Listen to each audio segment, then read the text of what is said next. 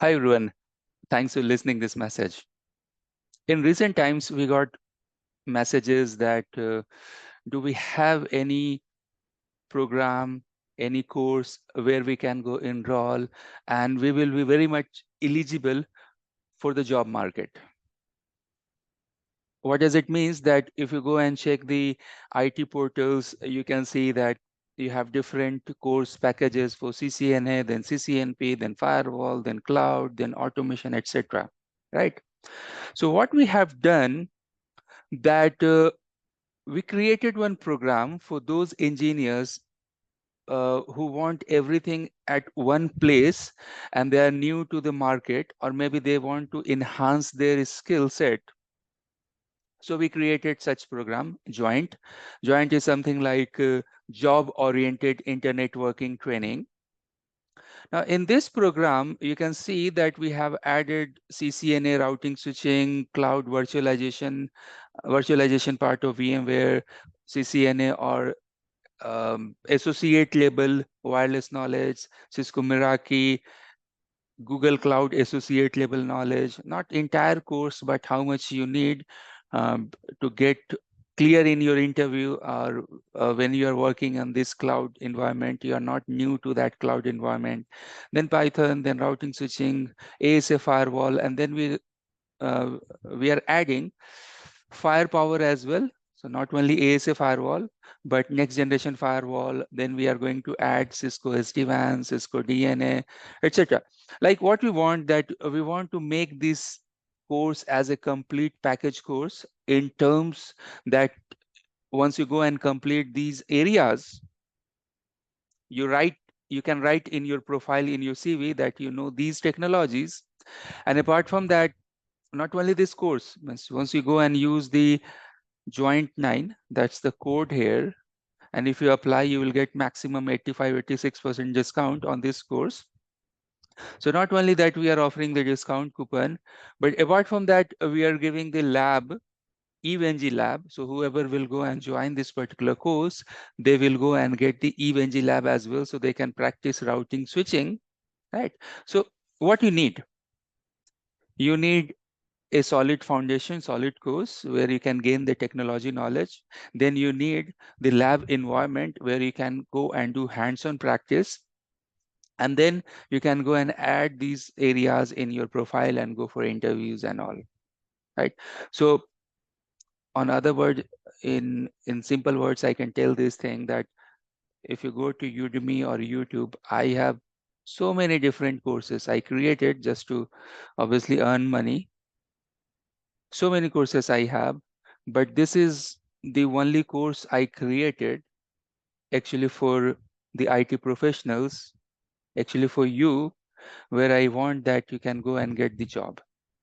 That's why I have added whatever I have 15, 16 years of training experience. I have added all the best things from there, in terms of that you gain knowledge, whatever gray areas you have. Someone knows networking, don't know automation and cloud.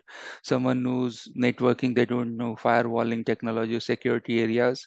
So that means that you can go enroll this course, gain the knowledge on those areas that you don't know. Or suppose if you have only 1 or 2 years of experience, then you can start this journey, complete the entire course within 5 to 6 months or maybe 3 months, and then add these things within your CV profile and get the job. So this is something like job oriented or career oriented training that is going to help you to get the job and right knowledge to showcase in your profile.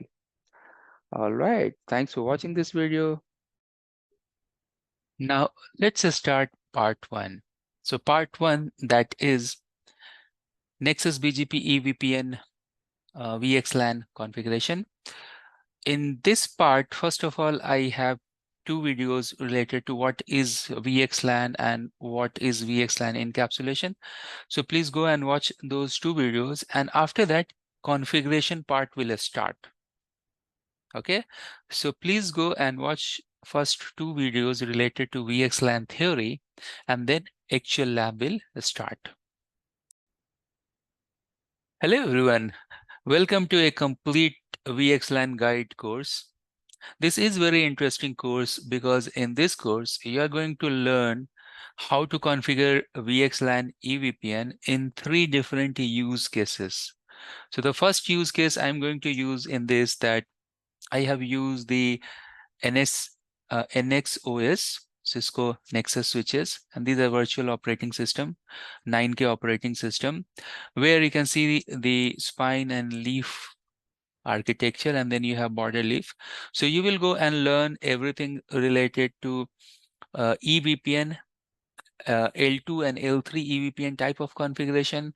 You will learn how you can go and create your VxLAN fabric within leaf and spine, and then how this fabric will go and communicate to the outside world. So all these things you will learn in this section. That will be section number 1 in this course. Now, once you complete the section 1, then you will move to very new interesting section that I have introduced, that is how to configure VxLAN EVPN within Catalyst switch. So now in Cisco Catalyst switch for campus LAN network also, you can go and configure the VxLAN. So complete VxLAN configuration, and then how the spine will be connected with the border leaves, and then how you can go and use the internet. Everything you will learn, understand in course number 2, means same course, section number 2. So section number 1 and section number 2. Now once you complete section number 1 and 2, obviously you will think that, okay, if I have 2 different multiple sites and these sites are data center sites, so how these 2 sites, site A and site B, or site 1 and 2, they will do the communication with respect to VxLAN. So you have VxLAN Fabric 1 and you have VxLAN Fabric 2. Then how you can do this multi-site configuration, that I have explained, or configure everything with respect to NDFC. This is actually DCNM next version, Data Center Configuration Manager next version, that how with respect to NDFC Fabric Controller, you can go and create the multi-site configuration. Okay, so in this course, you will learn a lot of VxLAN, and you will learn VxLAN, complete picture of VxLAN you are going to get in this, a complete VxLAN guide.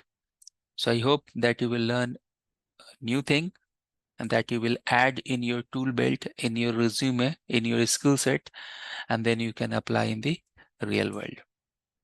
All right, let's stop here. Now we are going to learn about VxLAN theory. So let's start with VxLAN overview. What is VxLAN first of all? At the moment we know that what is VLAN, virtual LAN, something that in a switch you can go and assign different multiple type of physical interfaces as a logical interface. So we know that what's the definition of VLAN, and VxLAN is nothing but the extension of VLAN plus so many other things. So we know that when we are creating the VLANs, VLAN 10 these 2 port, and then again VLAN 20 these 2 ports, etc. The limitation, although we know that VLAN is the numbering, and again we'll discuss about the limitation, but let's follow the slide. So he can see here that first of all, this VxLAN technology is a tunnel mechanism, and it is defined as a Ethernet in UDP tunnel. So what does it mean?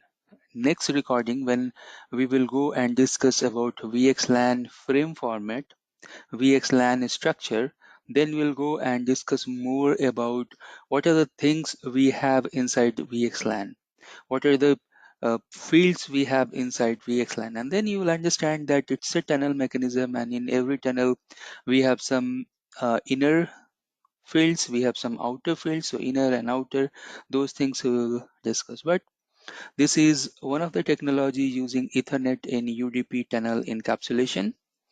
And now here you can see in the diagram, this is purely IP network diagram. Means you have your infrastructure, and in this infrastructure we have underlay protocol, for example OSPF or ISIS or any other.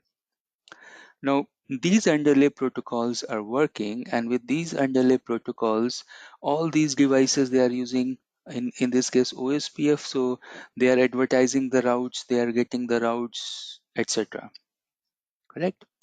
Now when we go and add the VxLAN here, so how things will get changed, that you will understand, and what are the features and capability that VxLAN will add into it. So already we have the underlay, and in that underlay what we are doing, that we are using overlay as a VxLAN. So now we'll see that at every point you have something called VxLAN tunnel endpoint tip. So now we have the tunnel endpoints because we know this is the tunnel type of technology, and below you have OSPF or ISIS, that protocol which is supporting this VxLAN to form the tunnel, because again if you study tunnel you know that you need some underlying protocol to form the tunnel, because tunnel what they're seeing what's the source and what's the destination tunnel. According to source and destination they can go and they can work. So here the important point is this, that uh, while we are talking about the multiple tunnels, so suppose if this is a source, and suppose if you are talking about multi-destination communication, so maybe the source can send packet to D1, maybe the source can send packet to D2, and in between if we have multiple routes to reach, so here you can see that you can go like this, you can go like this, means a source has multiple destinations. Now look this thing, and that's quite interesting inside VxLAN, and that's why it's very very important. Now you know what's the main capability of any routing protocol like OSPF, EIGRP or ISIS. Now these routing protocols, they are not forming any type of STP. That means they're not blocking any link. So suppose from one location to other location, to reach other location, if we have three different path 1, 2, 3, and suppose all these path having equal distance, having same metric value, then you will find that you have three ECMP, three equal cost multipath. That means your source can reach to a fixed destination via three equal paths. Correct. And that's the same thing here we have. Now we have routed or routing type of overlay, so it is not depending upon something like switching type of overlay, because in switching type of overlay again by default STP will come into the picture and will start blocking the link. So you have routed infrastructure, and all the destinations, they are only one hop away from the source, and that's why you are getting this enhancement. So now you can see that it has layer 2 multipathing. It is not supporting the STP, so there is no loop concept, although you may have layer 3 loop, but because everything is one hop away with help of clause fabric. Clause fabric is something which is dealing with leaf spine and leaf structure. That means that if you have two spine, you don't have leaf to leaf connectivity. Everything is collapsed or connected to the spine. And then if you have any entry, so from source to destination, if you don't know the destination, you are doing the proxy to the spine, and then the spine will tell you that this is the destination, how you can go it and how you can reach it. So similar logic to fabric path and include a scaling enhancement. And since this will support ECMP, since you are not building the list like in case of traditional Mac learning, you have to maintain the Mac database. Here you don't need to maintain each and every entry, because the spines can do for you. And again, this is the optimization method in terms of control plane. Now the MAC addresses this control plane can carry an import export. We'll check about this overlay technology later on in EVPN. But yeah, it has the scaling enhancement. It will scale the data center network, because inside data center you may have good amount of virtual MAC addresses as well. You may have tremendous amount of scaling that is going from east to west. Traffic means your traffic from east to west may be big, maybe increasing drastically, etc. And one very important point here is that the number of MAC address support. So with the traditional VLAN, the number of MAC address support is only 2 to the power 24. Other very important fact, in traditional VLAN, we know that we have 2 to the power 12, that means approx 4K number of VLAN supported. And in VxLAN, you can see 2 to the power 24, it's a huge number. We can calculate it, but you can understand that how many VLAN segments we can create with this big number. Now let's understand that what are the terminologies used um, for VxLAN. Now before going there, there are some summary points that we have already discussed. That VxLAN is a nice way to maintain the control plane as well. So actually what it is doing, that inside the control plane you have L2 information. So you have the MAC learning, you have the ARP table, you have the BUM replication, broadcast, unicast, and multicast. That's the key here, that with help of control plane, so your control plane now able to understand the L2 related information, the layer 2 information, and that's why in upcoming session, you'll understand that how you can extend a network from one location to other location, and you can use same type of technology that VPLS is using. So you can do layer 2 extension. So from one data center to other data center, you can think as a DCIE as well, data center to data center connectivity, and you can use MPBGP as a protocol. And since your control plane aware about L2 information, so you can extend or you can stretch the DC. Correct? Now the other thing, that because it's using routed type of infrastructure, so either we can use OSPF or EIGRP, ISIS, etc. as a underlay. So that's why it is supporting ECMP, correct? And that's why it does not break layer 2 adjacency requirement. It will not break.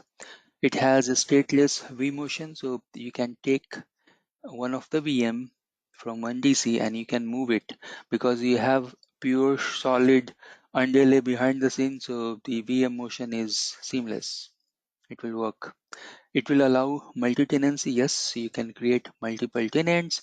You can create multiple logical network. Tenant means multiple logical network, and inside that you can go and assign the resources and it will work fine. In our lab also you'll find that we are creating tenant 1, and inside that we are going to assign all those VxLAN entries and the EVPN, etc. Then customer, you can see this separation of customers traffic over the overlay. Why? Because now you can create, say, tenant 1, tenant 2, so you have same hardware infrastructure, but on top of that you can create different type of tenants, and since you have different logical network, so you can segregate the customer network. Finally, allows for overlapping L2, L3 addresses like VLAN, IPs, etc. That's thing, because since we have multiple logical network, so and those are private to that particular tenant or the network, that means you can create multiple addresses, spaces, VLAN, etc. And you can reuse those things. Now let's understand the terminologies used, and to understand the terminology you can go and refer this diagram. So in this diagram you can see that what are the things you have. You have VTEP, you have tunnel endpoint, correct? These are your tunnel endpoint, these are your VTEPs. Then you can know that you have the overlay. So I have VxLAN overlay, but below this overlay you have underlay as well, and maybe you are running OSPF or ISIS. In our lab we are going to use OSPF. So you have underlay as well, and then you have the overlay, you have VTEP, then you learn your new term. And in the next session we are going to discuss more about VNID, VNet. So what's that? It's very much equivalent to what's VLAN number that we have discussed, but you have a good amount of number here. You can see that VNI, VxLAN network identifier, correct? So you will understand this is the identifier inside the VxLAN frame or inside the VxLAN packet, and with this identifier you will understand that where you are doing communication. So we need 100 to 100 or 100 200, etc. So now if you are doing the communication in same VNet, that means you are in the same segment. But suppose if you are doing the communication across multiple VNet, across multiple segment or logical segment. So at that time you need VxLAN gateways, correct? So what are the terms you have here? You have VTIP, you have VNet, you have VxLAN overlay, then you will find something called NVE. Now this NVE, network function virtualization encapsulation, etc. This NVE is nothing but your tunnel interface. And let me show you all these things. So overlay, we have discussed about that. VTIP endpoint, we know that your maybe Nexus 5K or maybe Nexus, maybe sometimes 7K as well, but Nexus 5K or any device where you have the VxLAN that you are configuring, this interface will be termed as a VTIP because this is your tunnel endpoint. So this may be source, and somewhere you may have the destination endpoint. So source and destination VTIPs, correct? But uh, how you are learning the endpoints, how you are learning the MAC addresses. So here you have, for example, servers. You may have switch and then you are learning the MAC addresses. But for example, I have one server, I'm learning the MAC address 111.1.1.1.1, etc. So that's why you'll find that you have one switch port interface that is going towards the servers or local endpoint, and then you may have L3 interface, you may have SVI interface where you are forming the VTIPs, correct? If you have two different VxLAN segments, you want to do the communication, you need VxLAN gateway that we have already discussed. Then you have VNet. In the next section, we are going to learn more about this VNet and their reusability and exactly where it is in the frame format. But this is the VLAN type of ID, and we know that ID can be up to 2 power 24, means it's a big number, and it will be sitting inside the frame, and you can go and manually define all the VTIPs participating in VxLAN. It's just the identifier. At this moment, we'll understand that this is the identifier, like you have the VLAN identifier. Then NV, network virtualization edge, or network virtualization edge or encapsulation also we are telling that, but again it's a virtualization edge is a logical type of thing, it's a tunnel interface. And whenever you have the VTIP, so one other usability of VTIP is that the decapsulation and encapsulation. So suppose you have your edge, you have your VTIP, and that's again your edge device. So when you are sending the packet in the overlay, obviously you will do encapsulation here, and when you are receiving the packet, obviously here you will do the decap and then it will get to the receiving end, correct? Then finally you have the underlay network, and where you are running the OSPF, BGP, etc. All right, so let's stop here, and next section we will learn the VxLAN data format in detail. Next important topic, we have a VxLAN encapsulation. Now let's understand that. VxLAN encapsulation means that you have your inner header, means obviously the payload and the inner header, where you have the actual source and destination. Then we have the VxLAN header, UDP header, and then the outer header. Now inside the VxLAN header, you have a VNID of 24 bits, and that's why we have possible 16 million segments. We have some reserve fields as well for future scope or purpose. Then you can see that we have the reserve, and one bit is on. That means that VxLAN is on or VNID is on. So that's the VxLAN header. Then you have the UDP header, you have the UDP source and destination. I'll explain this in the upcoming slides. And then you have the outer header. So that means that whenever the packet will start, it will get attached with VxLAN header and the UDP header and the outer header, and then it will go to the next hop, correct? So suppose if you go and do the packet capture, you can see the packet capture will look like this. You have the actual source, and then you have the actual destination.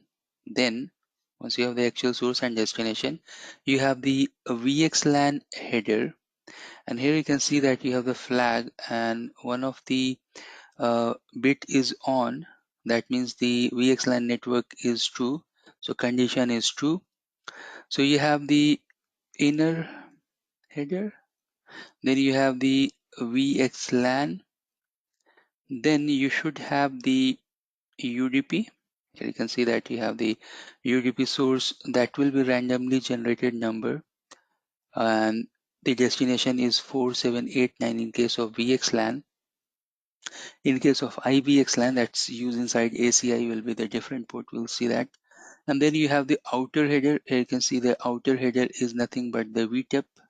So suppose if we have two leaf, these leaves are termed as a VTEP7 and VTEP2, and these VTEPs has IP 10.10.51 and 10.11.52. Correct? Then you should have some actual source and actual destination. Those actual source and destination having IP addresses like this. So once they will form the dynamic tunnel in between them. So I have two leaf and then I am forming the dynamic tunnel in between them.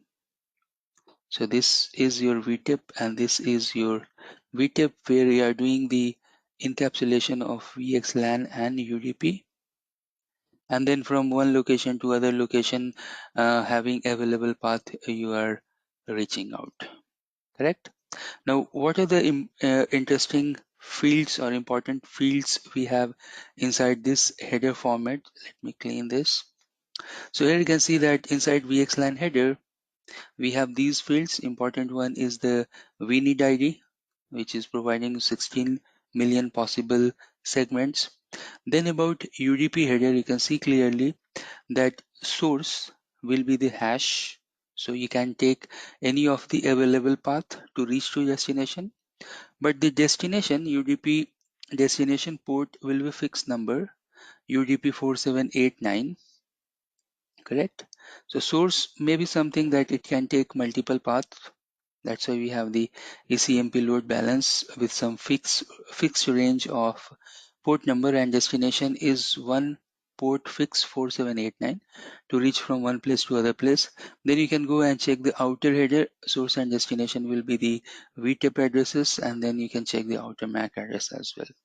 We have total 50 byte of overhead with the VxLAN header.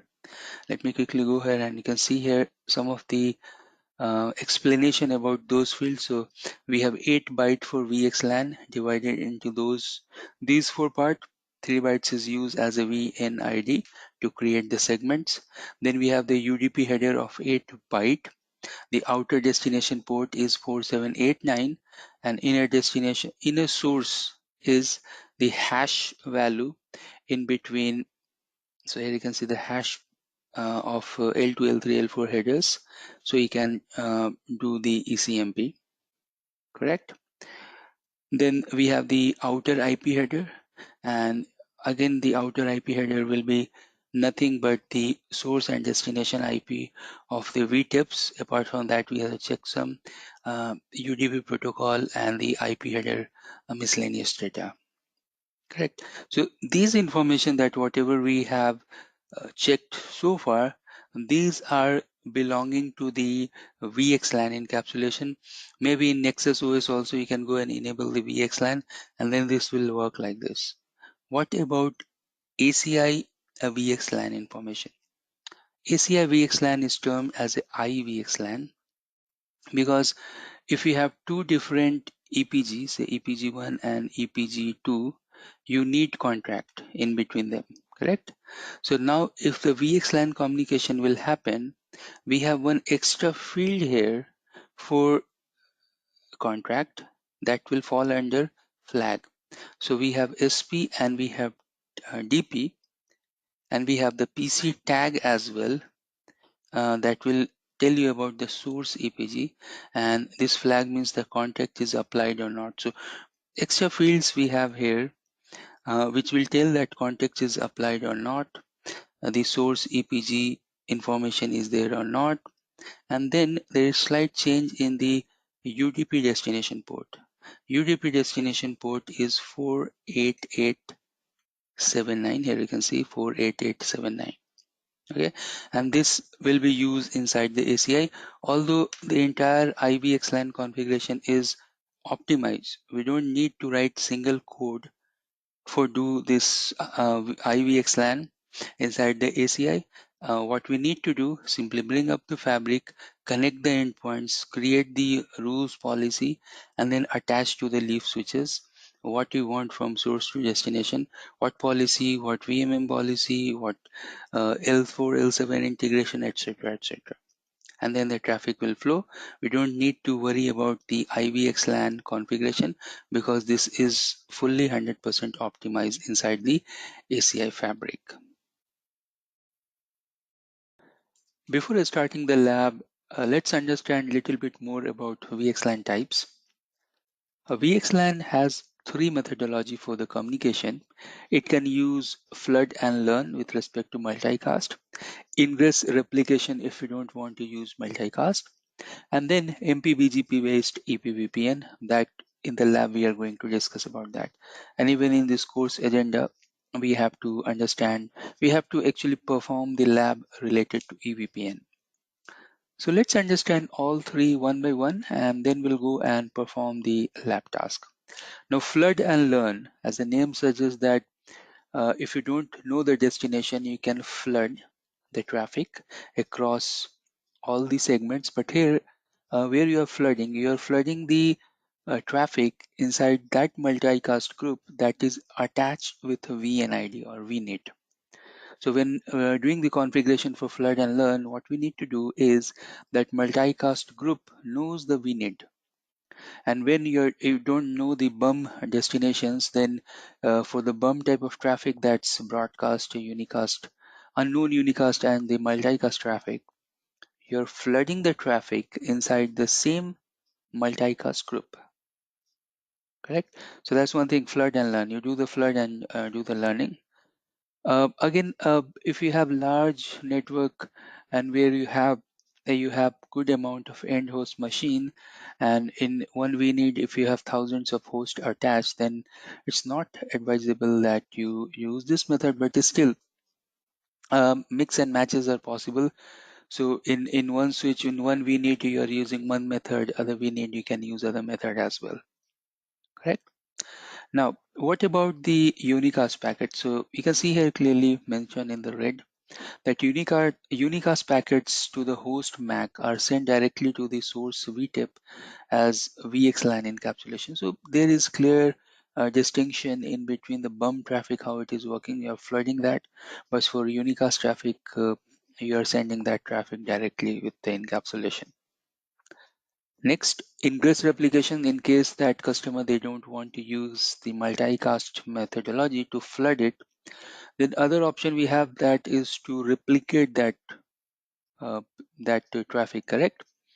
Now in the note section you can see I have clearly mentioned that when we are using option one, that's the ingress replication. So in that case, the leaf switch will be able to replicate a packet to every other leaf switch using a specific VNI. So here, who is doing the replication? The replication is performed with respect to leaf switch. But if you go and check the multicast method, so multicast method, in that method, we have the spine switch responsible to glue. So what is happening here is that inside the multicast group, we are sending that request to the spine switch, and then a spine switch, that's the core switch we have in this topology, he is performing the task on behalf of leaf. So you can see that it requires the spine switch to be able to replicate packet to all the leaf switches listening on multicast group. So clearly you can see that there is difference, and in ingress replication all the leaf switches they have the load, but in case of multicast methods that we are using, and again with respect to the third option we have, and that's the MPBGP L2VPN, and we are going to use multicast here. Even here also we are using the multicast. So in those use cases, what is happening that your spine switch has to learn, and then they have to teach to the leaf. correct? Let's discuss about the third option that we have, the MPBGP option. Now, when we are using MPBGP, in that case, and again, you can, we'll see later on, we have one different slide in between the flood and learn and the multicast learning. You can see flood and learn and EVPN control. So we'll check that difference. But here you can see that in case of MPBGP based learning, so control plane learning for the host end, either it's L2 or L3, everything will be learn, understand with respect to MPBGP, multi-protocol BGP, because BGP has that capability to learn that. And then since now it is inside BGP control plane, then we can easily do the distribution as well. So either it's within the segment or it's going one place to other place, we can do the segmentation. But yeah, obviously when we are using BGP, so at that time we want to do the communication from one AS to other AS, or maybe from one data center where you have AS defined to other data center where you have other AS defined. Correct. And again, there may be different use cases. You just want to use these methodologies to do the communication in between the data center, or maybe if you have somewhere transit in between. So maybe one data center is working at transit and two DCs, they are communicating over the transit side. So multiple use cases are there. L2, again, you can see that the EVP and VNI types, you may have L2, you may have L3. L2 means that within the same gateway, within the same VNet boundary, you are doing the communication. So A is doing inside A, B is doing inside B. But if we have L3, that means A and B, they want to do the crosstalk. So some host from A subnet belongs, he wants to communicate to subnet inside B, then he need the gateway, and the gateway learning obviously uh, can be happen with the EVPN. We'll check this later on. And not this is a specific to one data center. So maybe your VLAN A is in DC1 and VLAN B is inside DC2, and then you have some gateway, some bridge with respect to MPBGP EVPN, and you want to do the communication. Again, here you can see that the VTIPs, so these edge switches, they are learning the MAC addresses, and you have L2 and L3 VNI defined. Again, L3 is there, that the bridge between L2s. So if two L2s want to do the communication, your bridge will come into the picture. Configuration we will see in the upcoming section in the lab. Great. So what advantage we have with MPVGP based methodology? So in that case, you can see that minimize the network flooding through protocol driven host slash MAC route distribution and ARP separation on the local VTIP, because clearly you are giving that task to the spine. And again, we have the communication method with respect to multicast. Even we can use anycast, and in our lab you will see that we are using anycast, multicast, and with anycast methodology. That means that one to nearest. So we have three methods: unicast one to one, multicast one to group, and then anycast one to nearest. We'll see that how we'll go and enable the PIM, and then we'll go and configure the anycast, because if we have multiple spines we can use that methodology. So that's one thing, that the flooding will get reduced. Second, that provide optimal forwarding from east to west and north to south. So that's true, because now you have one central control plane, and that control plane is aware, that is running BGP. And now we know that BGP, how robust is this, that they can easily understand north to south traffic, and for east to west, obviously we have the VxLAN overlay defined. And then finally, that provide VTIP peer discovery and authentication, which mitigates the attack and provides security inside the network, inside the overlay. So these are the important points we have here related to the VxLAN and their types. Now in the final slide, you can see this is the summary slide. You can see the difference between the flood and learn and EVPN that we are going to use in the next section. So the overlay services L2 plus L3, they are providing both. Underlay, you can use any Any protocol like ISIS, OSPF, we are going to use OSPF in our lab. Then this, both the technologies, they are MAC and UDP that we have already discussed. The peer discovery, they are doing with MPBGP in EVPN. The peer authentication is possible in EVPN methodology. The host route learning, here you can see the route learning. Local host is data driven. Obviously, the switches where you are connecting the service, they are learning that locally. And the remote host, you are using some L2 VPN learning method to learn the remote host.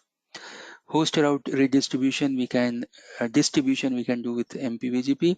L2, L3 unicast forwarding, we have unicast encapsulation, both the places. This we have discussed earlier, that for unicast traffic you can do the encapsulation and send it. Bump traffic, here you can see that multicast replication, unicast ingress replication, both. So you can see that there are less differences here, and that's why this flood and learn is also useful. It is used at several places, but mostly you find that EVPN control plane methodology is most popular, highly popular. So if you have small data center and if you want to do the extension of L2, or you want to work with your overlays, it's very easy. You can go and do the flood and learn configuration.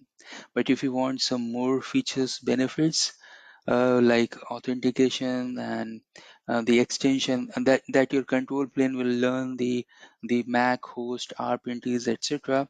So you can use MPBGP. And now Cisco is using MPBGP type of methodology inside the ACI.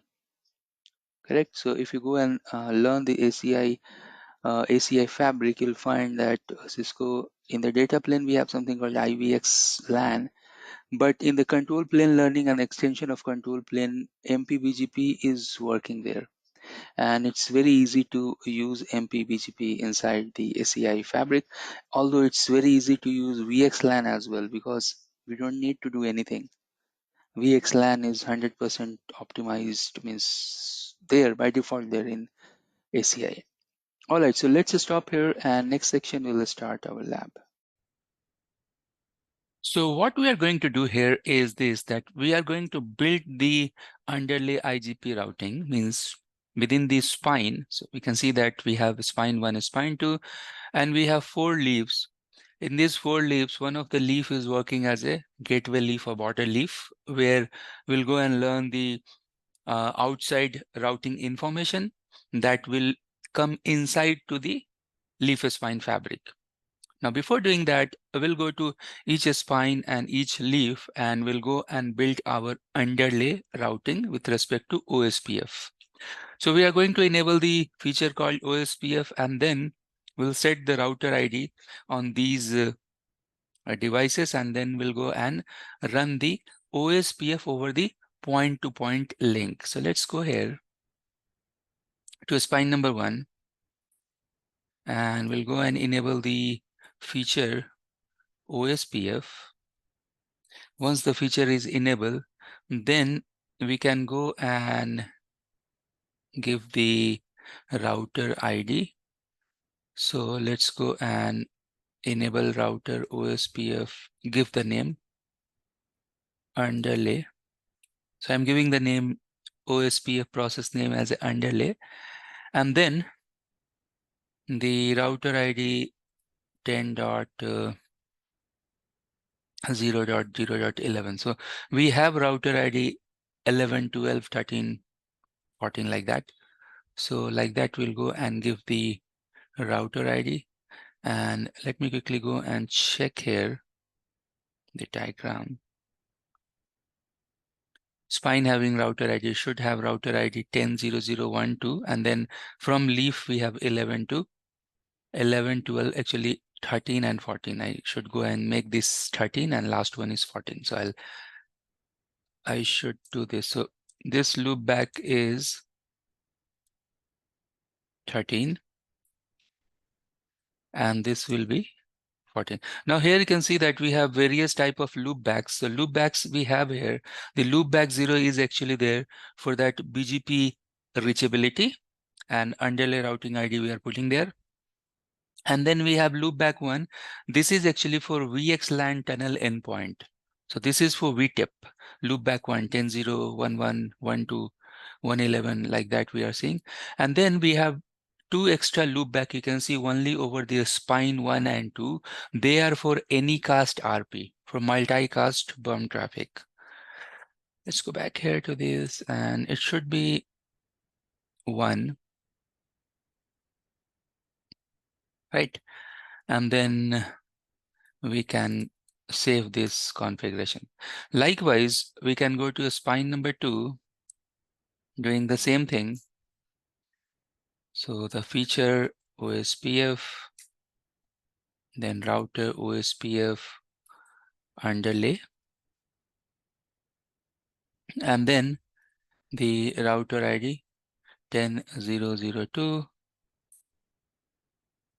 copy, run, and start. Right? Now we have to do the same thing here as well. Feature OSPF, router OSPF underlay, right? And then the router ID. Now here we have router ID 11, and then we have router ID 12, 13, like that.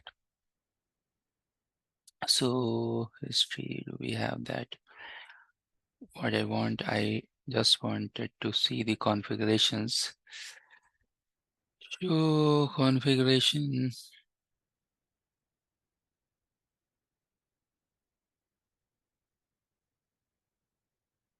Okay. So what I will do here quickly, that we are repeating this configuration. So why not copy and paste this in the notepad? Do I have my notepad? Okay. So for router number 2, feature OSPF, router OSPF underlay, and then the router ID 10.0.0.12, copy, run, start.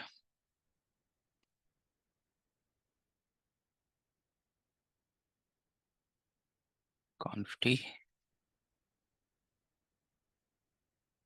Like that, we'll go and paste. And then we'll go here and make this 13. And then we'll go here and make this 14. Right.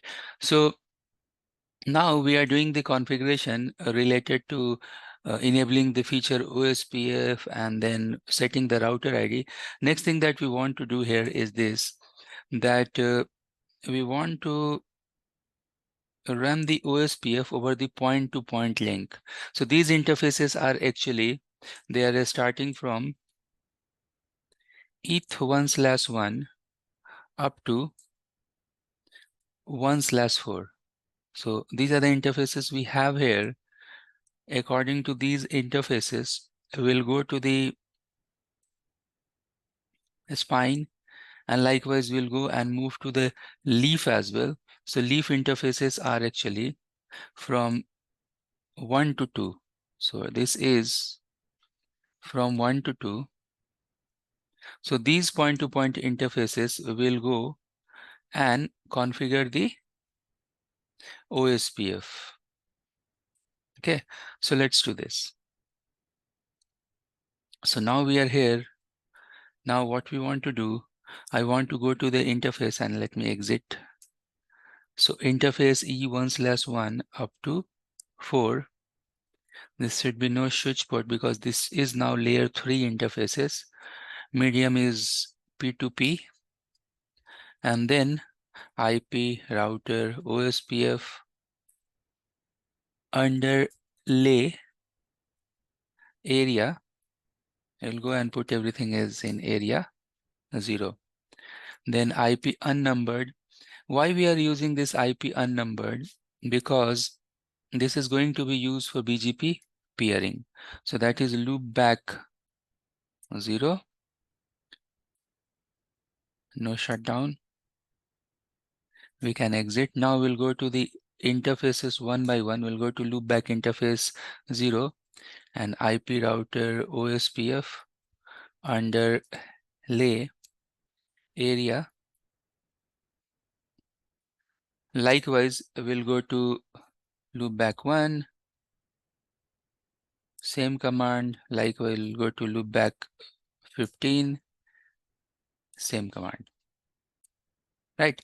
So now what we can do that we can go here and create our template like this, and then we can go and push this configuration to all the devices. So what we want, interface E1/4 in a spine number 2 as well, no switch port, and media is P2, medium is P2P, then IP router OSPF under lay area is 0000, then IP unnumbered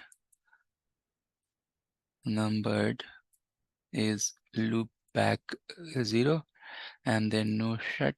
Then we'll exit from here, and then we'll go to interface loopback 0, IP router OSPF under lay area is 0000. Likewise, we'll go and put this information in the loopback 1 and 1.5. Then obviously you can go and do copy and start like that. Okay, so this is the configuration. We'll go and put, oops, exit is not working there. Exit is okay. While creating the template, you should have the correct configuration, otherwise things will not work. A problem. I'll do one more time.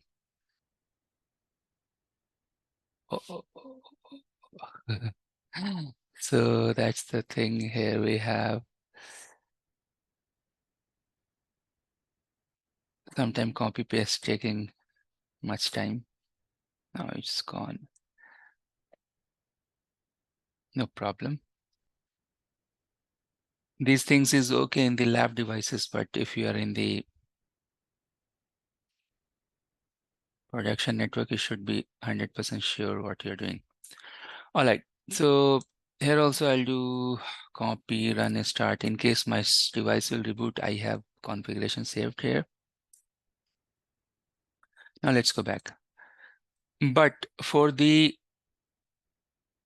switches means that for the leaf switches, we have interface 1 to 2, and we do not have this loopback 15 because my Anycast RP, only a spine is having that Anycast RP.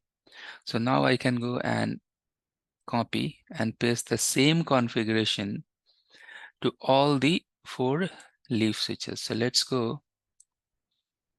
Oops. Put this. Now, once we do this configuration, that means that we are very much okay with the underlay OSPF configuration. And now we can go and check so IP OSPF neighbors. Now you will see that spine 1 have 4 neighbors with their leaf, and spine 2 also should have 4 neighbors. Let's go and check the IP route as well.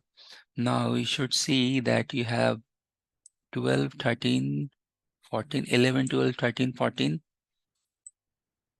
These are the loopback addresses for the spine And you can see 11, 12, 13, and 14. All those things you can see here. So we can see all the loopback addresses and everything here also. Let's see the neighbors and show IP route. You should see all the loopback addresses as well, because this is very important. Your underlay should be reachable to a spine and show IP route should have other reachability. And likewise, neighbor show IP OSPF neighbor and show IP OSPF neighbor. Now, once we complete this, that means our underlay is ready. Let's stop here, and next section we'll go and configure the multicast setting in this. There are multiple ways that a VxLAN can handle the multicast traffic. Now, there is way that we can go and do the ingress replication. In that case, we have to go to all the leaves and do the multicast configuration. So the leaf, they will go and generate one more packet for multicast as well. The other way around is this, that we can go and do the multicast configuration to the spine. So over the spine, we can go and do the configuration related to Anycast RP, define where is my Anycast RP.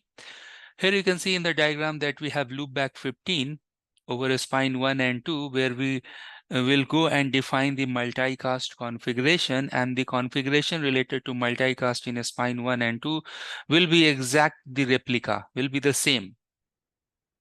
And then we have to go to these interfaces that is connected within the spine and leaf, where we have to go and enable the multicast. Here we are going to use the IPPM sparse mode, that we have to go and do that configuration. So exactly replica configuration, as per you can think as a master multicast configuration, we have to create over the spine, and then over the leaf also we have to go and enable the multicast feature, and we have to do minimum configuration related to interfaces and what will be the Anycast RP, or what will be the rendezvous point master address. Okay, so let's go do the configuration, and in the configuration itself, I'll explain you that what exactly we want to complete here. So first of all, let's go to the spine and enable the feature PIM. Once the PIM feature is enabled, then we have to go and define the IP PIM Anycast RP. That is our loopback 15, and that will map with the loopback addresses that we have here, loopback 0. So 10.0.0.1 and then 20.0.0.2, because same configuration we are going to put in the both the spine. Other important configuration we have is that we have to go and give the RP address. That is again the loopback 15 that we have in our case. Right. So this configuration we have to create here in a spine 1 and a spine 2. Right. So let's go to a spine number 2. It seems to be disabled at the moment. Let's go and connect a spine number 2, and feature is PIM. Then same configuration, IP PIM RP address. RP address is 10.255.255.255, but we have to do IP PIM Anycast RP with the loopback 0 mapping 1 and 2. So this is the master configuration that we are doing in a spine 1 and 2. Apart from that, we have to go and enable the feature for all the leaves, and there are configuration that we have to go and define in a spine 1 and 2 as well over the interfaces. So let's complete the spine configuration first, and then I'll go to the leaf and do the configuration, or let's break this in baby steps. Let's do the important configuration in the leaf as well, and then we'll go to the interfaces one by one. Okay. So here we are. We should go and enable the feature called PIM, and then we should define the RP address. RP address is a loopback 15 address of the spine, right? So this configuration we have to do in all the leaf. So let's reconnect the leaf to feature PIM, and then the RP address of loopback 15 of both the spine 1 and spine 2. So feature PIM, and then the configuration related to RP address. Then I can go to leaf number 4. There also we can go and do the same configuration. So this you can think as a global configuration that we are doing here. Next, what we will do, that will go and configure the interface specific configuration to all the places. So now we can go to the spine 1. We have interface loopback 0, loopback 1, loopback 15. Then we have interface E1/1 up to 4, right? So why it is not taking E11, E12, E13, E1/4? Mix of loopback and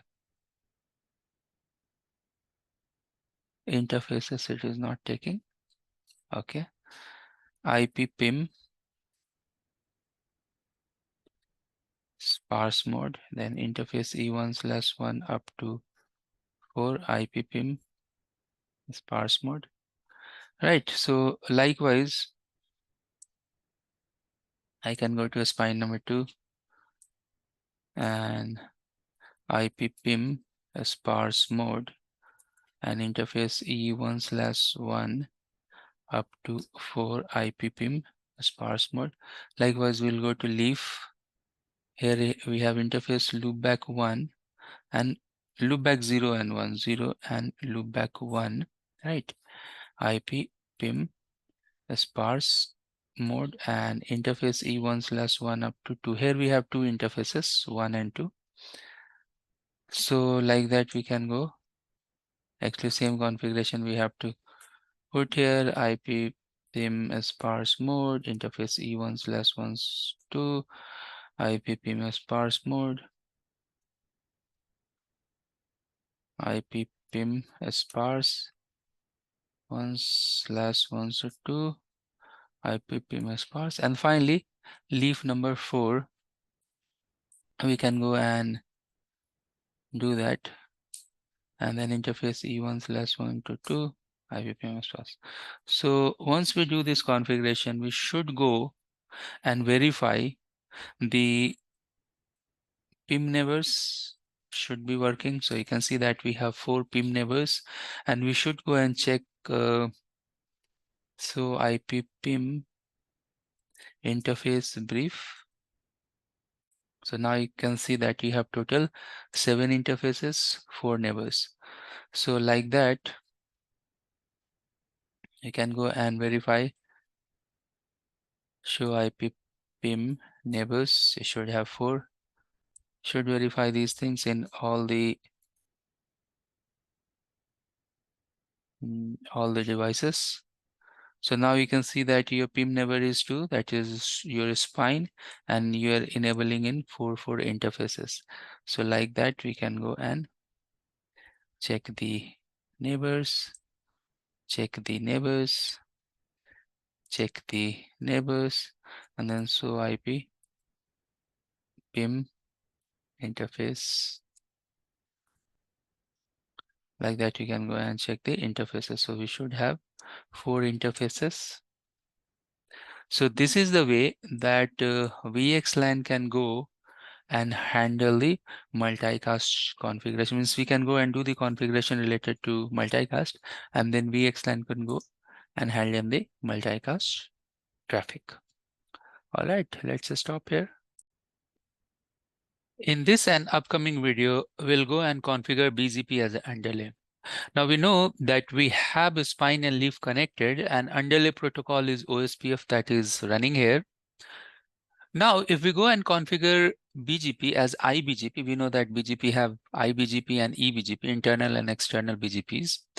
But if we go and enable iBGP here within the VxLAN or within this fabric, you will see that iBGP has issue that they can't prevent from loops because they are not preserving the AS path. That means configuring iBGP without any loop prevention mechanism will not a good idea. But we are going to enable iBGP here. So in next part of the configuration, in other video number 2 of this series, you will see that we'll go and enable iBGP with route reflection. That we'll see in the next section, next video. In this section, simply we'll go and enable iBGP, BGP. And then since we have to go and enable EVPN, because we want here that the control plane, the BGP control plane, and this BGP is something called multi-protocol BGP, should go and learn the endpoint system as well, endpoint MAC addresses as well. And later on, if we have multi-site deployment, means if this fabric will go and communicate with other fabric, and if we go and enable the multi-site configuration, in that case, the entire type 5 route, type 5 EVPN route will be imported and exported to other fabric as well. And that's the capability we have with the VxLAN EVPN configuration. So that's the reason we'll go and enable the EVPN address family as well in this configuration. So let's do the part 1 configuration, where we'll go and enable the BGP features and the network virtualization feature. So let's go and enable BGP feature first, and then we'll go and enable the feature NV overlay for network virtualization. And once you enable this feature, then you can go and do NV overlay EVPN. Now we'll go and enable router BGP with AS65001, where the router ID is our loopback 0, that is 10.0.0.1, that's the IP. And then the address family we want to enable here is IPv4 unicast, and the address family that we have is L2 VPN EVPN. And what we want here, that we want to retain. So if I go here to EVPN and retain the route target all, because in the spine we want to do this configuration, because in that case it will go and retain the information, route information within the tenant, right? So do we have something like configuration and estates and all that? Should go and it will not give you that history. So I just wanted to make sure that in Nexus switches, how we can go and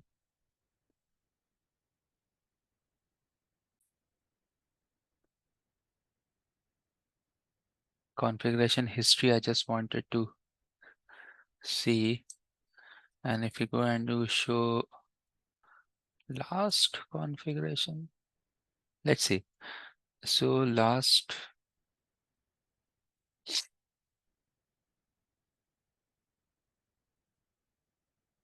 few lines I want to see here, because I simply wanted to copy and paste such configuration. I just wanted to see the configuration history.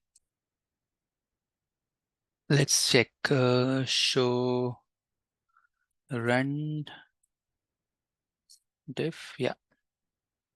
So last commands that we have executed here, and we want this BGP configuration. So here you can see that we have that configuration that is added, or we can do show accounting log last 10. Do we have that? If it is enabled, and I can see that commands are there, router ID and all those. Okay, but this is very much that exactly we are looking for. So let me go and open the notepad. We have the notepad here. Let's paste this, and what we want to use the same command in the rest of the devices. First of all, the spine. So we have to go and enable the feature called BGP, then feature NV overlay, then feature the NV overlay EVPN, and then these commands. Now in the spine number 2, this will change to 2.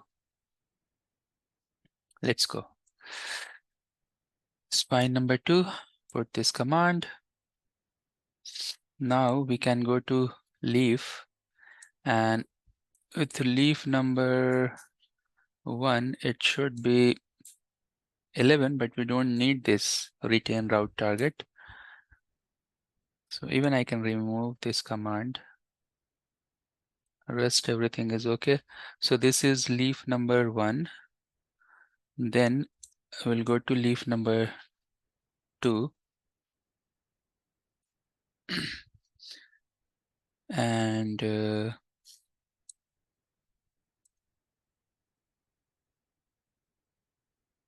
should be correct. And then we'll go to leaf number 3.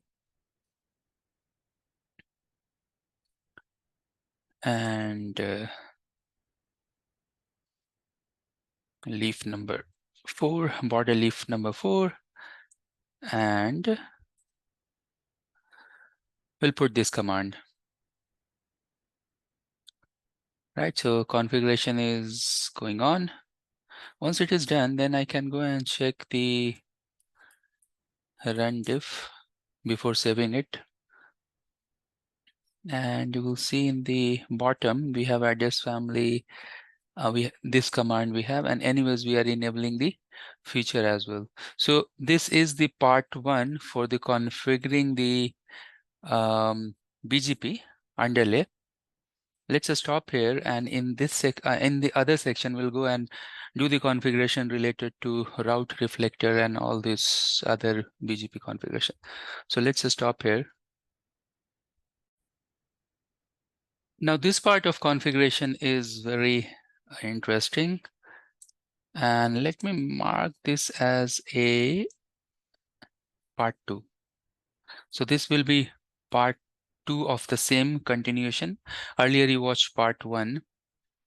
This part of configuration, what we will do that we'll go and complete the IBGP configuration, and we are going to consider all the measures related to loop prevention in case we are running IBGP. So what we can do here, we can go to router BGP 65001.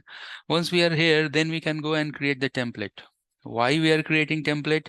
Because when we are creating the templates, then in future, if you go and add certain leaves or a spine, those template configuration will be the same, and then you have to add very few lines of configuration, right? So templates are something that will provide a standardization in configuration. Your configuration will become generic.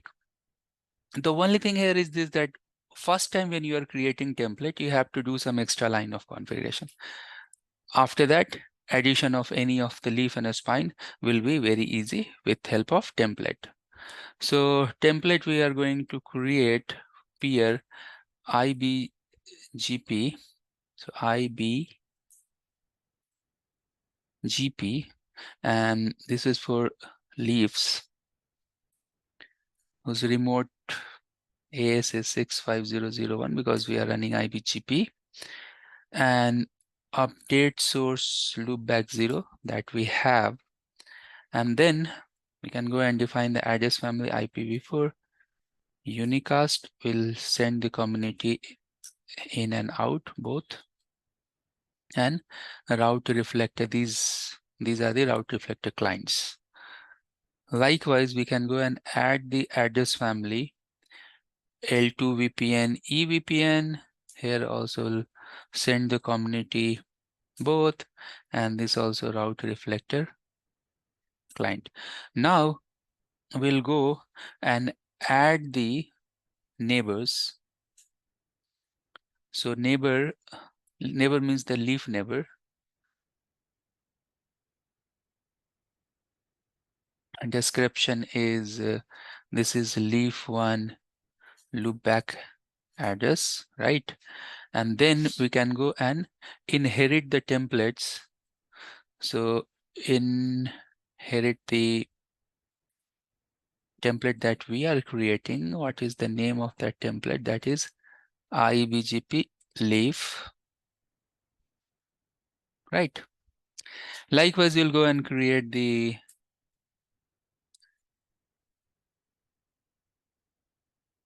configuration for leaf 1,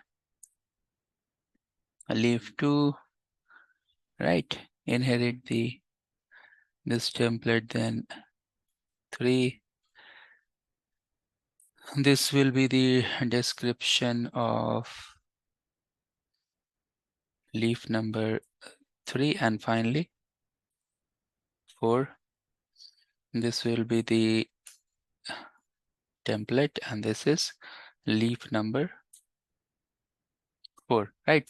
So now you will see that same configuration I need for both the spine. So where is our configuration? This is our configuration. Can I go and copy this configuration? Let's go and copy this, and we have our notepad. Let's put there. I need to remove this plus sign. If I use notepad++, it will be easier to remove this plus sign. So now you can see that this is the configuration.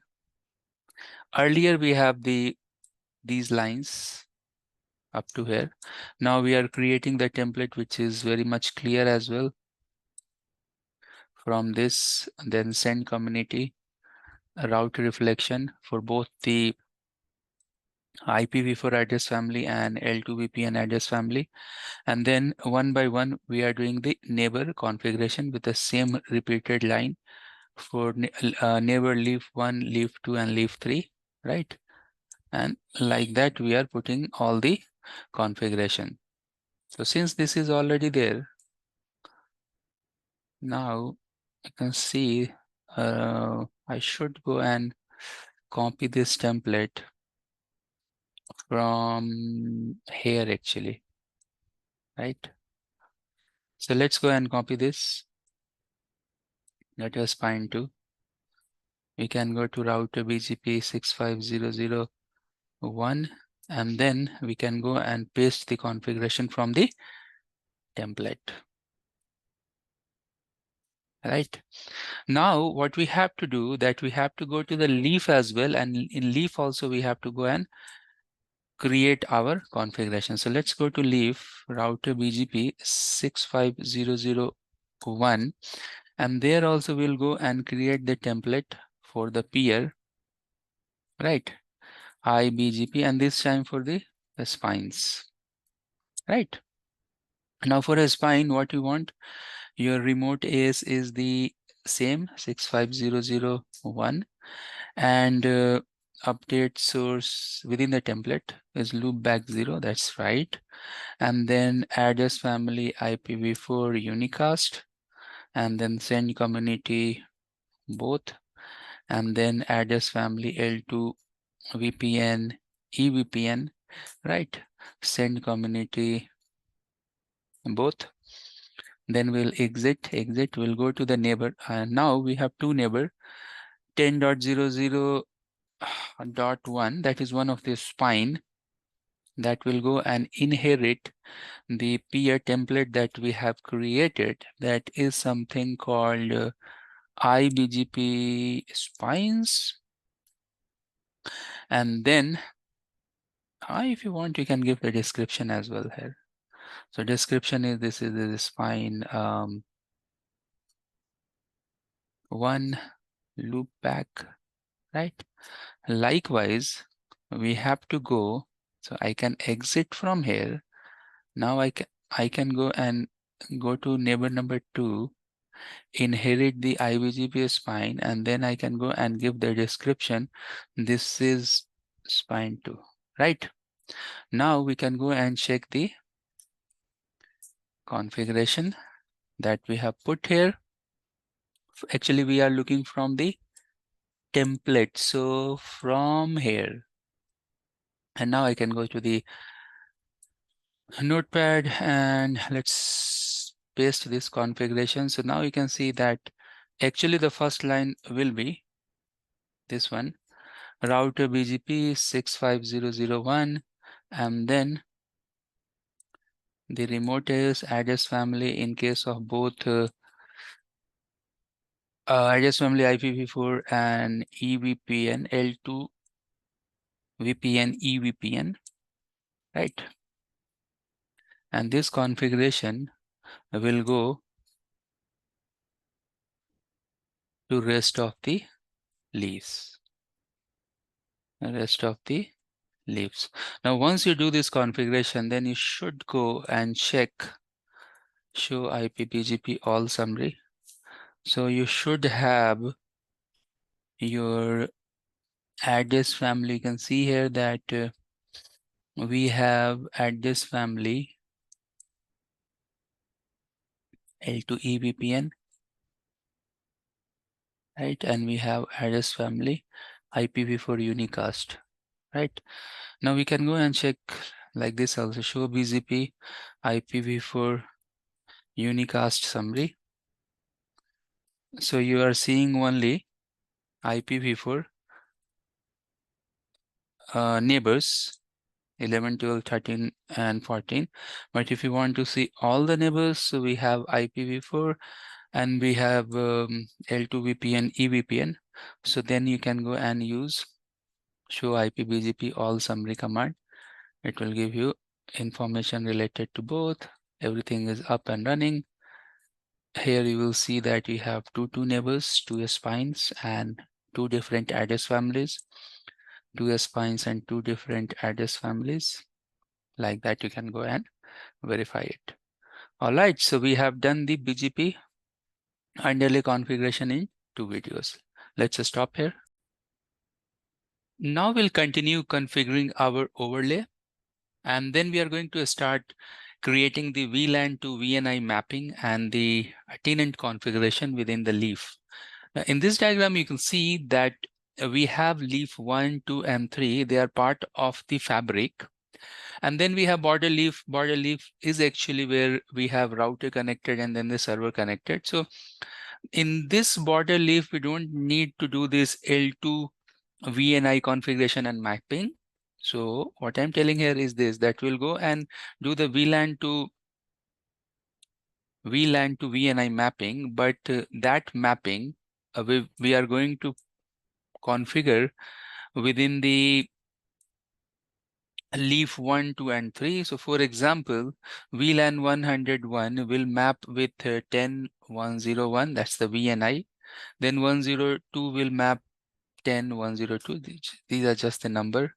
If we have VLAN 201, then it will get mapped with 201. And if we have 202, it will get mapped with 202, like that. But these are L2 VNI. What about L3 VNI? So L3 VNI mapping we are going to do here, that if we have L3 VNI, so L3 VNI, VLAN to VNI mapping. So 1001 will get mapped with 1001. These are our L3 VNI mapping. So we'll go and create VLAN 1001 for L3 communication, right? And like that, we'll go and create one more 1002, and this will map with the L3 VNI. So this L3 VNI configuration obviously will do within the border leaf, because here border leaf is used for external communication. But all these VLAN to VNI mapping we should do within the border leaf, or the leaf 1 to 3. Okay, so let's go and configure it, then we'll understand more about this configuration. First, we'll go and do the configuration related to create VLAN to VNI mapping within this overlay, and then the tenant configuration. Let's go here. So we are here in the leaf 1, and we'll go and do the configuration. First of all, we need to enable the feature called VN segment VLAN business. This is just the feature which will go and map VLAN to VNI. Then we'll go to VLAN, Then we'll go to VLAN 101. We can go and give the name, say this is for tenant 1, network 1, T1N1 in short. And then the VN segment is, what is this VLAN to VNI mapping as per the initial discussion, that is 10101. Now we'll go to 102. Let's go out here. And yeah, we may get this such type of error. This is tenant 1, network 2, and this is VN segment 10102. Then we'll go to VLAN 201. This name, this time, this will be tenant 2, network 1, and VN segment is 10201, right? And then we'll go to 202. Just ignore the error because we have this virtual images like software. We don't have the hardware image which behind the scene. So we are ignoring the errors that we are getting. So this is something like L2 VNI, L2 VLAN to L2 VNI mapping, like that we can think. Then we can go to VLAN 1001, and within 1001 we can give the name. This is my tenant 1 L3 VNI, just the name, right? So L3 VNI, tenant 1 L3 VNI, and then the VN segment that we have 1010 is 1001, like that we can go and map. And then we'll go to 102. This is my tenant 2 VNI, L3 VNI, and this is mapping with 1002, right? So now we have to go and run this command in leaf 1, 2, and 3, not in 4. 4, what command will do? We'll check that. So let's go and create the configuration template for the configuration that will go and do within the VNI. So I can see BGP, where is my VNI configuration? Here it is. So you can see from VLAN tenant 1, like that we can go and do this. So let's go and create the configuration template. Let's open our notepad plus notepad. And then you can see VLAN and then the name. So let's copy and paste this configuration. Oops. Let's copy and paste this configuration to the leaf 2, and is there any should go and enable the feature first, right? Otherwise anyways it will not work. So we have the feature called VN segment based, and you can see here, if you do not enable the feature, this configuration will not work, right? So feature VN segment based, paste this configuration, And then I'll go here. And oh, where is 10,002 is not here. That's okay. We should go and add that also. So then we should have 2 with network 2 with 1002, right? I can override the configuration as well. So here it should be there. And why it didn't take that? Maybe somewhere. Maybe we haven't exited from the we should exit from the VLAN and then give the command. Let's see. So run diff or maybe 1002 I can see now. Okay, it is here in VN segment.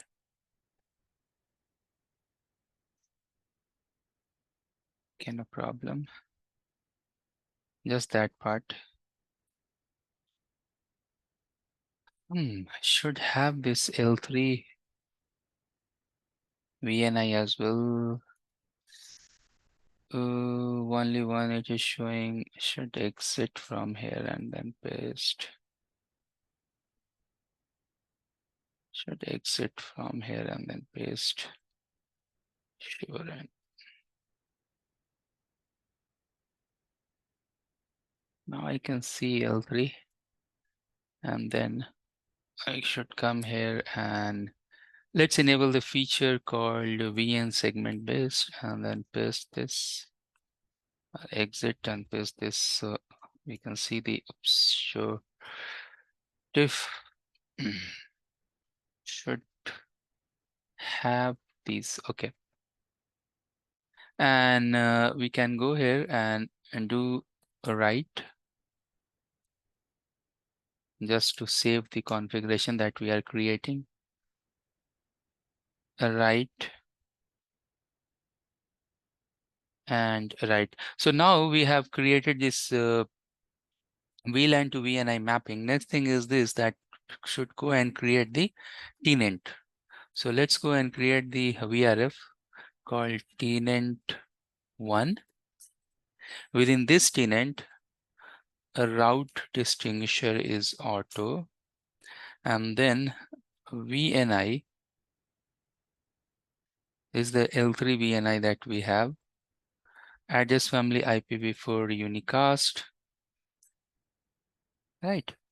A route target is auto, and route target is auto EVPN.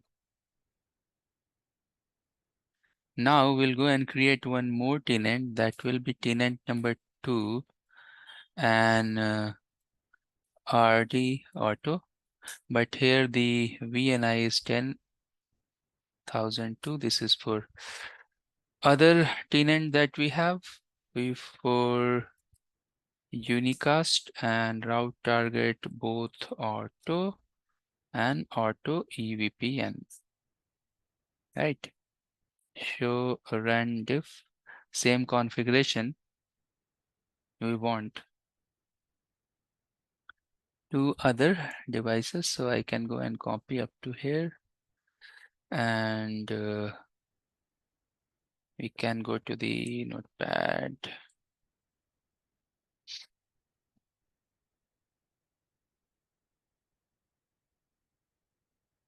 So this configuration, we have to go and put in all the leaves. So let's go and do it.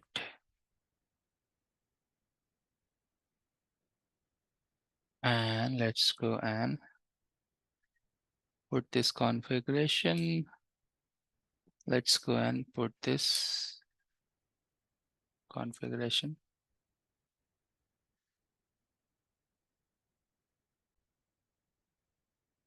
All right, let's stop here.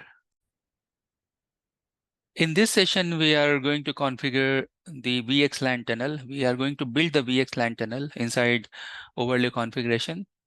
Now, leaf 1, 2, and 3, there we'll go and do the configuration related to L2 and L3 VNI. But since border leaf we have for external connectivity, we'll go and do the configuration related to L3 VNI. For VxLAN tunnel endpoints, we are using loopback 1 to build those tunnels. So let's quickly go and do the configuration related to the tunnels. All right, so once we are here, now we can go to the interface NVE, network virtualization interface, and we'll bring this up. Now here, our source interface is loopback 1 because this is our means using this loopback address, the VTEP tunnels will build.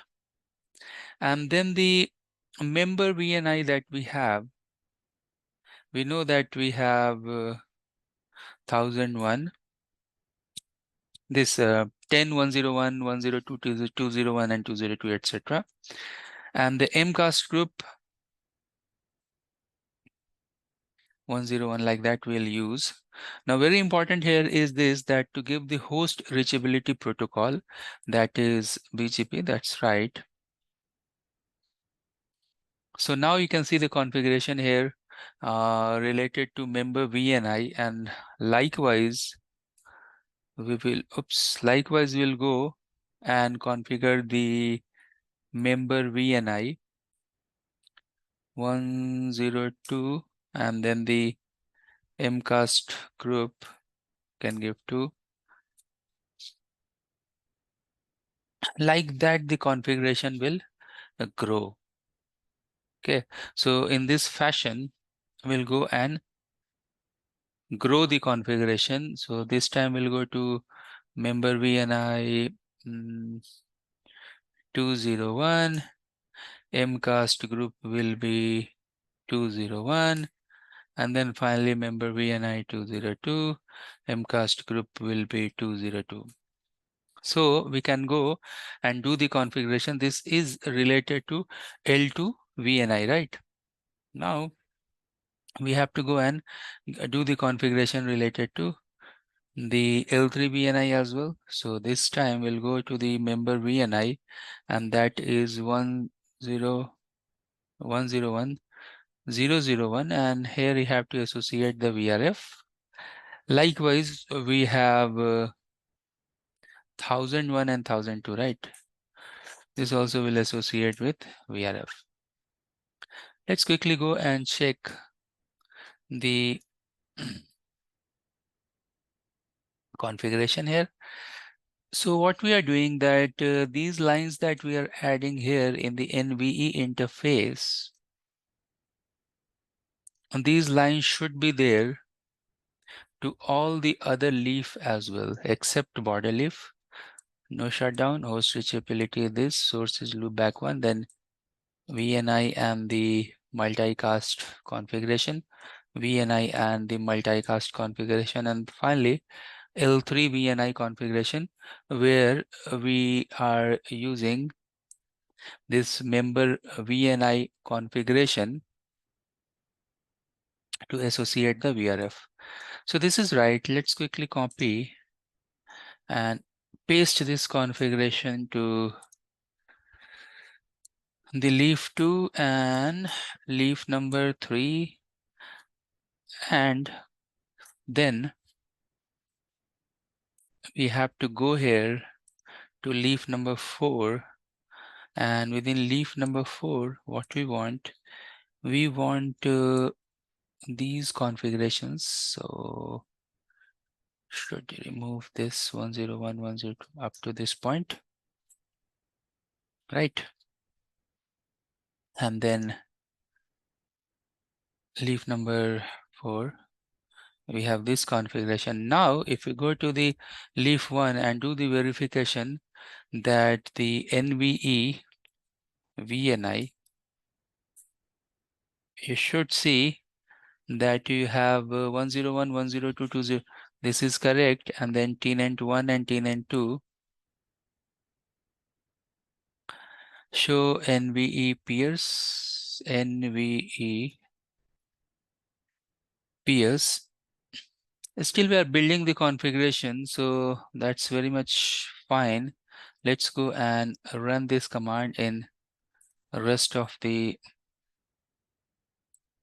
devices. Rest of the devices. Okay, so this is the configuration that is related to a VxLAN tunnel. This way the VxLAN tunnel will build. All right, let's just stop here. In this video, we are going to configure the EVPN and SVI. Now we know that we have L2 EVPN configuration in leaf 1 to 3 and L3 EVPN configuration in border leaf or leaf 4. So according to that, we'll go and do the configuration. Let's go to the devices.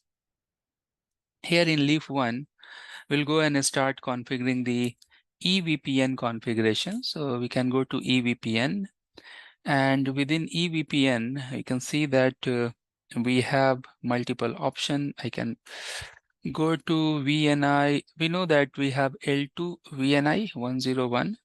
That is L2, right? And then in this, once we are here, we can go and see the options. So you can see that we have VPN route distinguisher option. We'll make this auto. Apart from that, you can see that we have route target, and what we want that this also will generate the automatic. So like that, we have to go and configure the other EVPN, L2 EVPN as well. So the RD is auto and route target both auto. Likewise, we can go and do the configuration for 201, and we'll do the configuration for 202. Right. So this configuration we need to do in between the devices leaf 1, 2, and 3, right? So what we can do that we can copy this configuration, and then we can go to the notepad, paste here. We need this EVPN configuration. You can see the generated configuration here. 101, 102, 201, 202, and yeah, so these 4. So let's do this within, oh, what happened? Still plus is coming. I have removed that block.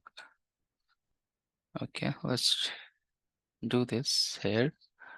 And let's do this configuration here as well. But for L4, leaf 4 or the border leaf, we have to do some other configuration that we will do later on.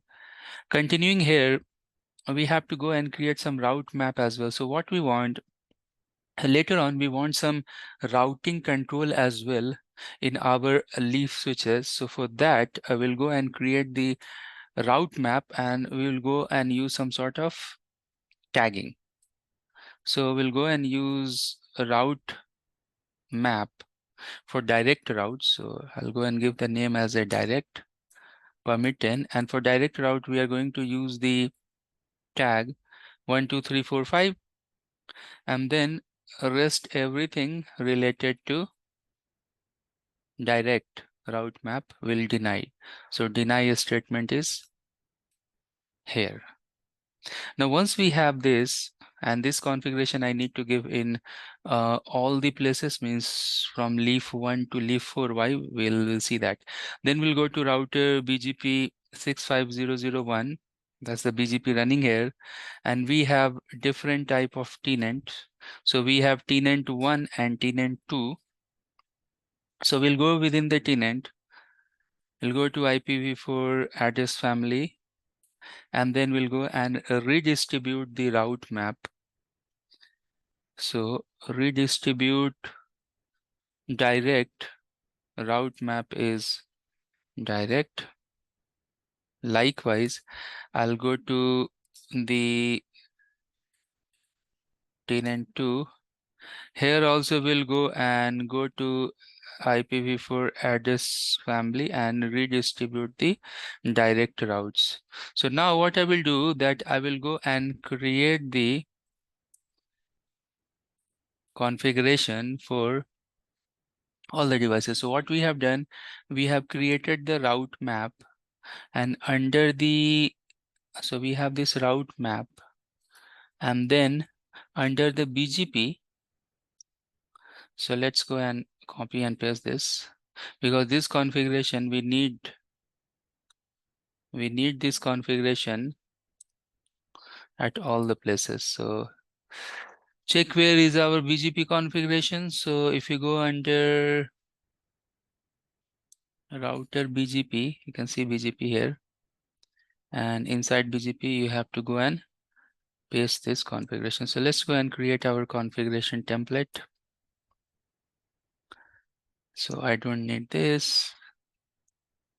We can remove this, and then this, these are statements we can remove. Here we can go on top, we can do router BGP 65001, and then we are going to tenant 1 and tenant 2. If you want, you can exit from here, but they should work.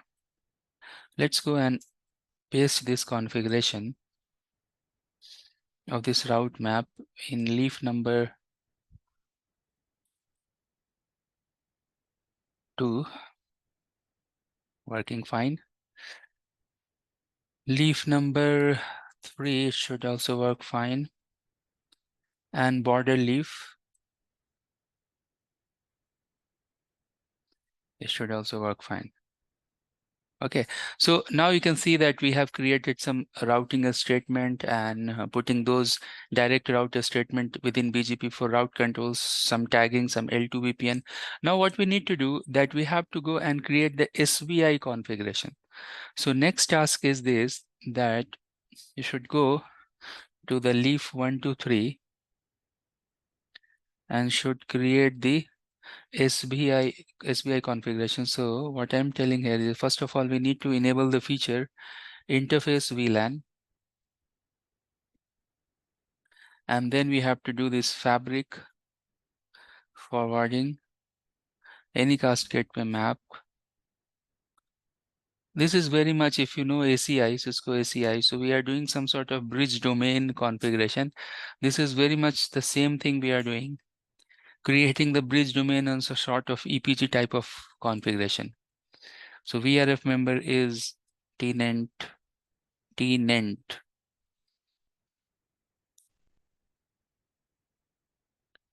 interface VLAN this, and IP address we are putting the bridge domain, we are putting some subnets and all those things that we are doing here. Very much the same. Tag is 1, 2, 3, 4, 5. We should go and assign the MTU and no IP redirects. That may be default. Then the fabric forwarder mode will be anycast gateway shut. Okay, so you can see the configuration here related to VLAN 1. Likewise, we have to go to interface VLAN 102. This is also part of VRF member tenant 1. And once you are here, then you have to go and give the IP. So IP address for this particular interface is 102, right? And then you have to give the MTU, no IP redirects. And then you have to give the fabric forwarding mode anycast gateway, no shut. And we'll do one thing, sure and diff. Why? Because You can see it's logically it is grouping the configuration for us. So what we will do here is this, that will go and create the configuration template so we can copy paste to other places, right? So 101 and 102 is there. I can go here, paste the configuration. So 101 is right.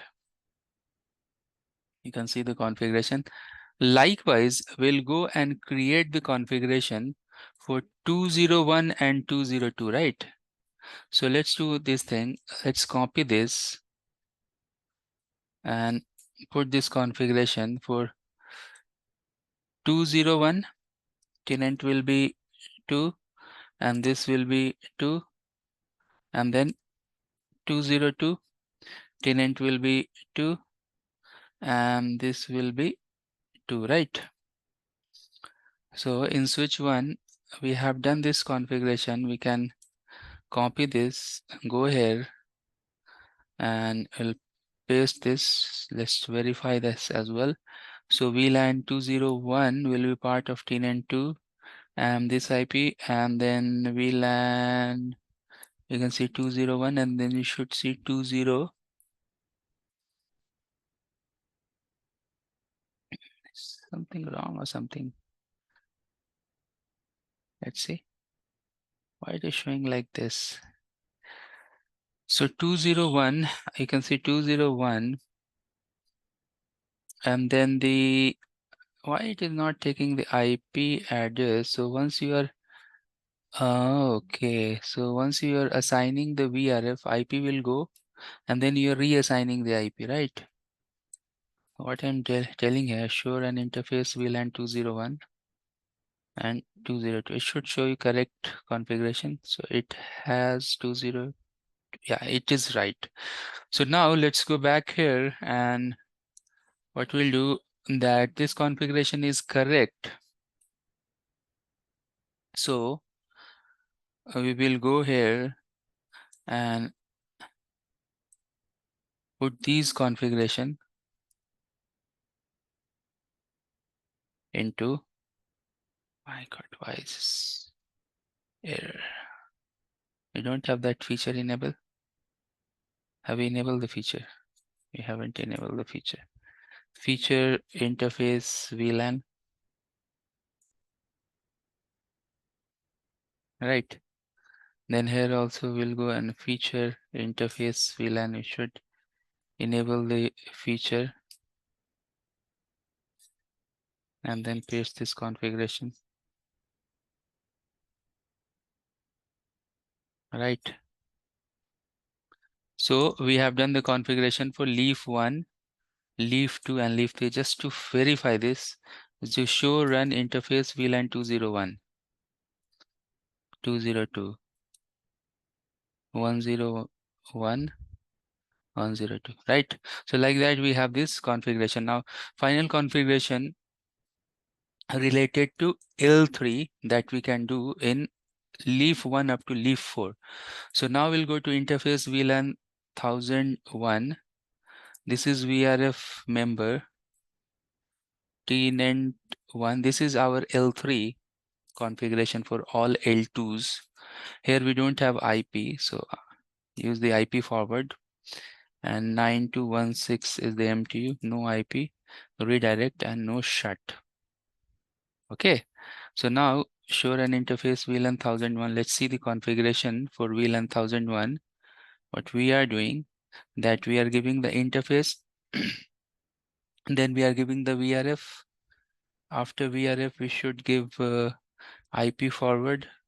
Then we have the empty. Okay, so this is the configuration. Now here we can go and paste this to 2 and like this.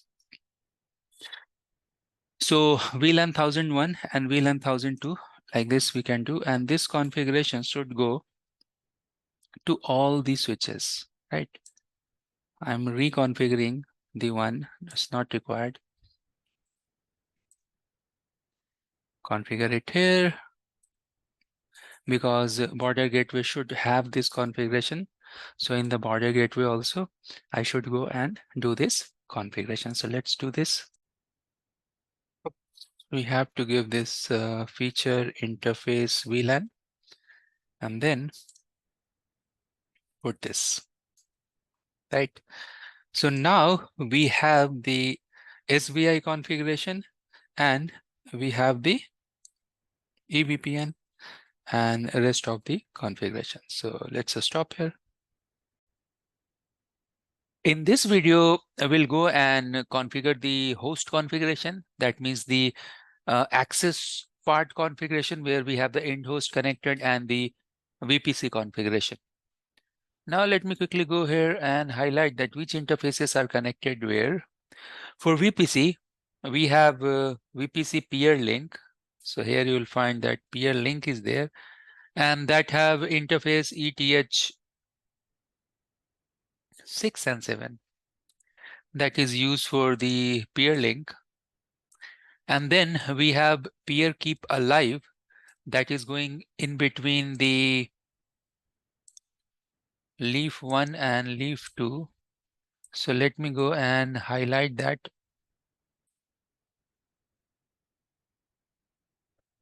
That peer keep alive link. Let me draw a straight line. So the peer keep alive link that we have in between these switches, that is interface ET. So let me write here. That is ETH Ethernet 1/5. We'll go and do the L3 type of configuration there. We have the VPC domain and we have these interfaces in between. Now the access link that we are seeing here. So in this case, this interface is ETH 1/3 and the same we have. So this is ETH 133. Likewise, you will see that we have the interfaces this side and this side interface we have 1, 2 is on top. So this is 3 and then 1 will be 4.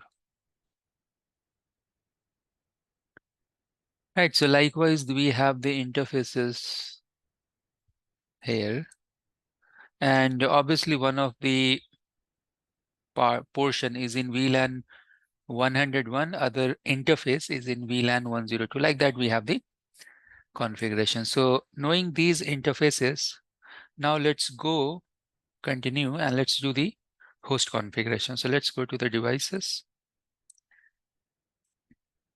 We are here to leaf number. Let's start with leaf 3 where we have two interfaces E1/3 and E1/4. E1/3 switch port mode. Let me type full command. Switch port mode access, and then switch port access VLAN 101, and then the spanning tree port type edge. So the STP convergence will be fast. Now we can go to the E1/3.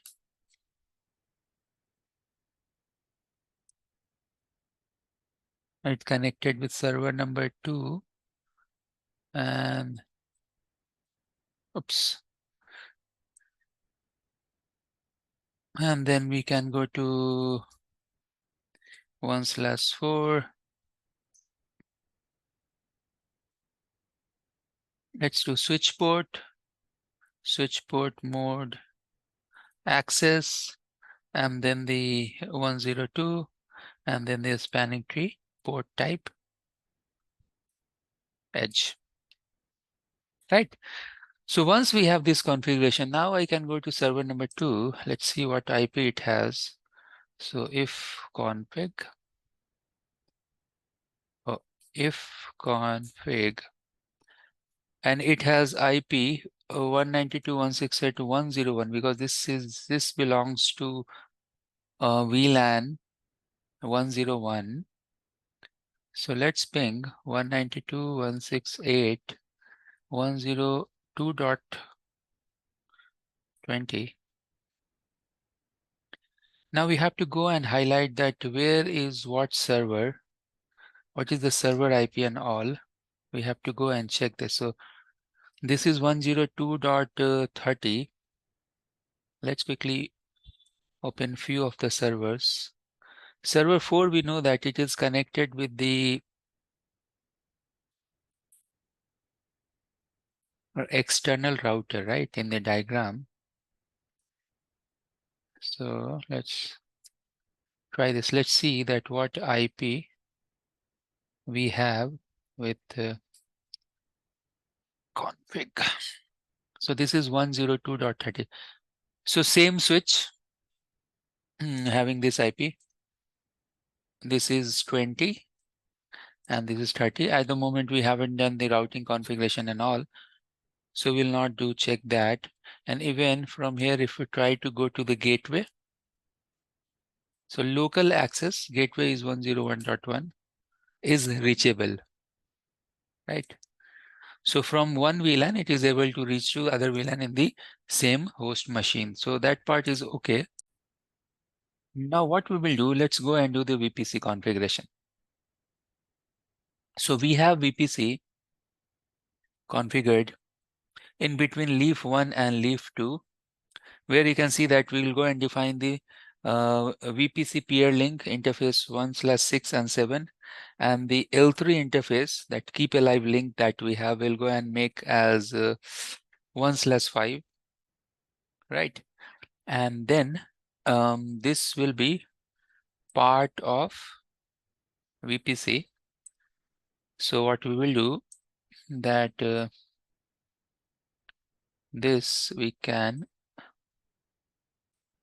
put inside some VPC domain, and that will be, say, VPC member channel or port channel 101 we can configure. We'll see that all those configurations.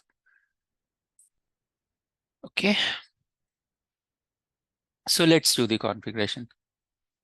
Here we are in leaf 1. First of all, we have to go and enable the feature VPC.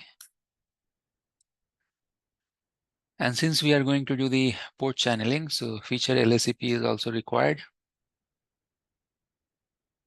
Then we'll go and create the VRF VPC. Any name we can put. And then address family IPv4 unicast for this VRF. Now we have to go to interface 1/5 to make this keep alive link, VPC keep alive link.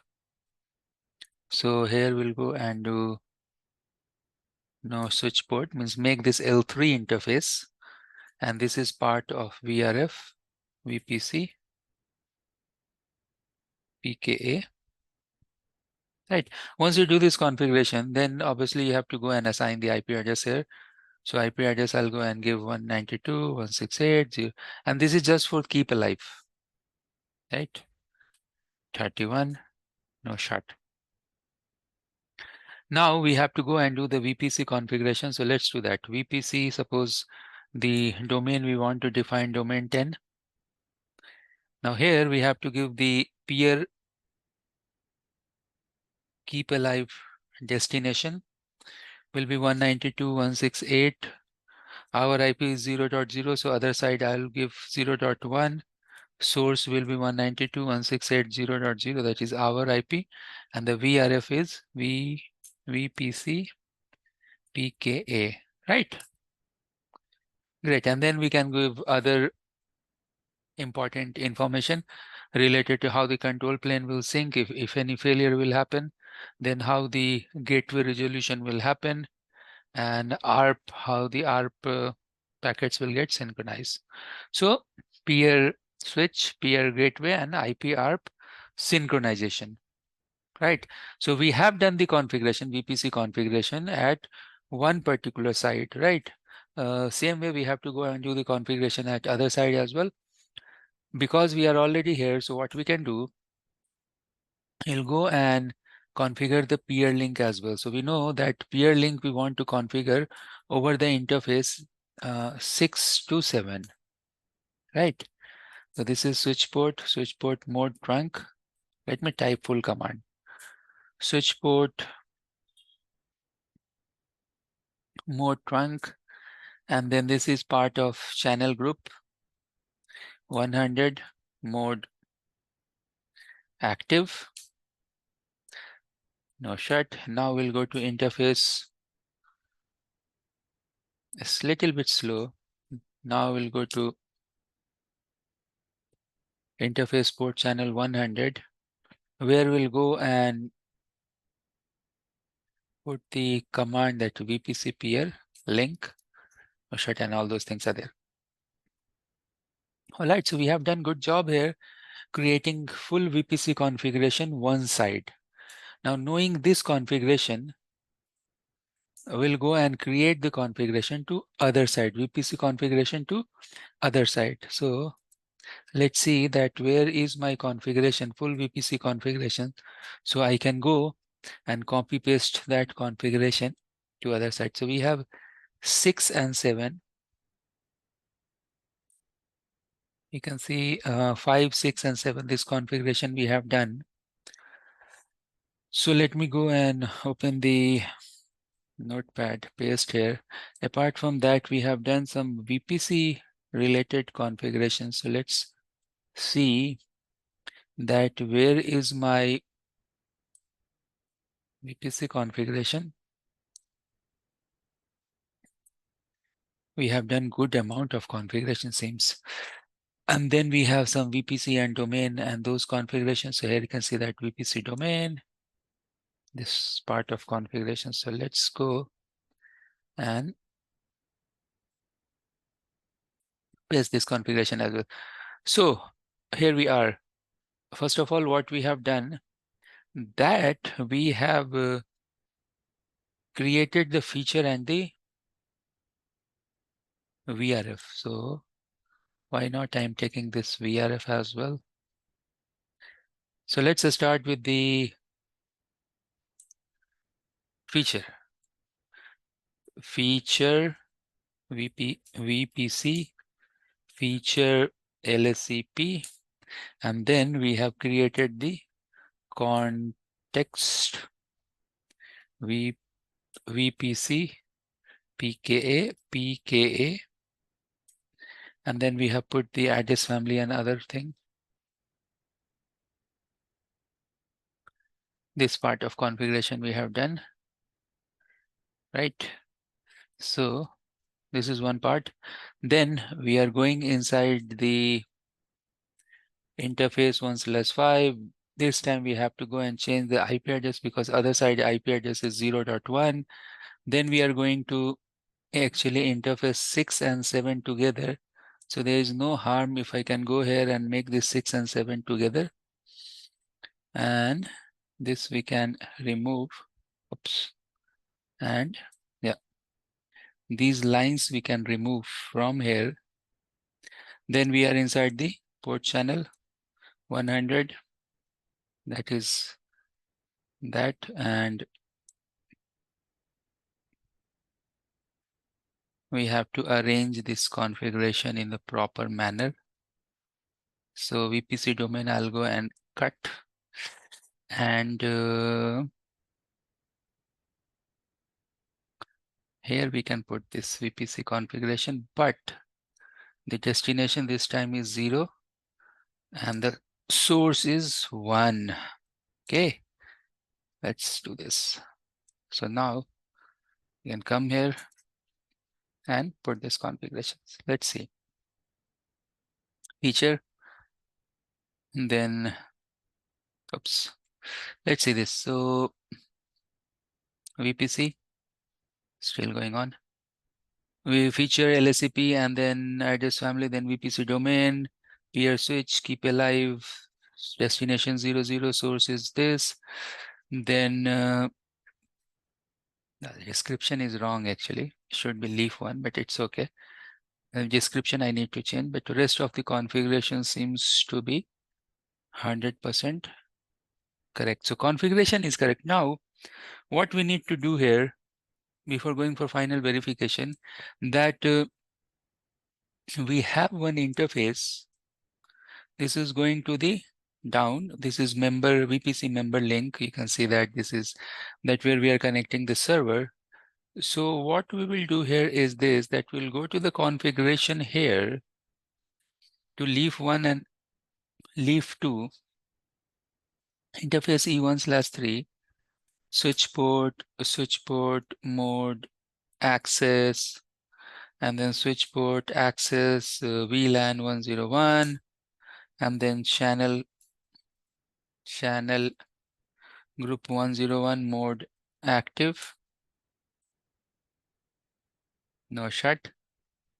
And then interface port channel 101 is part of VPC, and then a spanning tree,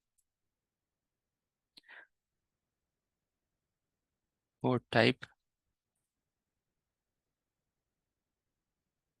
Okay, so this configuration we have to go and put in the other side as well. So let's go here, E1/3, switch port mode access, switch port access VLAN 101, channel group 101 mode active, no shut, interface port channel 101, part of VPC, and then a spanning tree, port type H. Great, so we have done a lot of access part configuration. Let's go and see that VPC how it is. So now you can see that domain peer is alive, success, VPC role is secondary, enable, then 101 is success, which is up. So showing good. Here also we can go and see the VPC. It's showing good. Now we can go and check the port channel summary. So I can see that, oh, 1/6 is down. So we can see here that port channel summary, maybe some problem. Let's see, show an interface E1/6.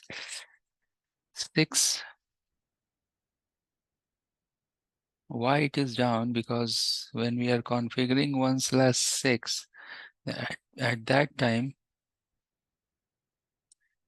that switch port mode active, and showing, okay, 1/6 no shut, 1/7 no shut, still down, 1/6 no shut,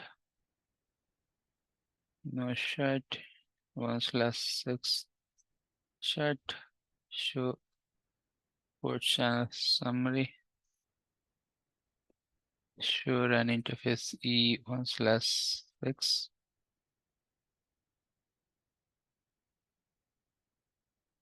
Show interface E1/6. Is it connected? It's down. Maybe it is not connected.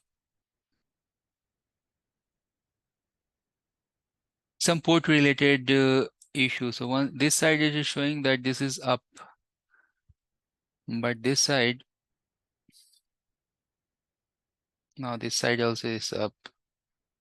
A port channel summary. Now you can see 6 and 7 up. Show VPC. And now this role is actually primary. So leaf 2 is acting as a primary. Port channel is up, passing these many VLANs.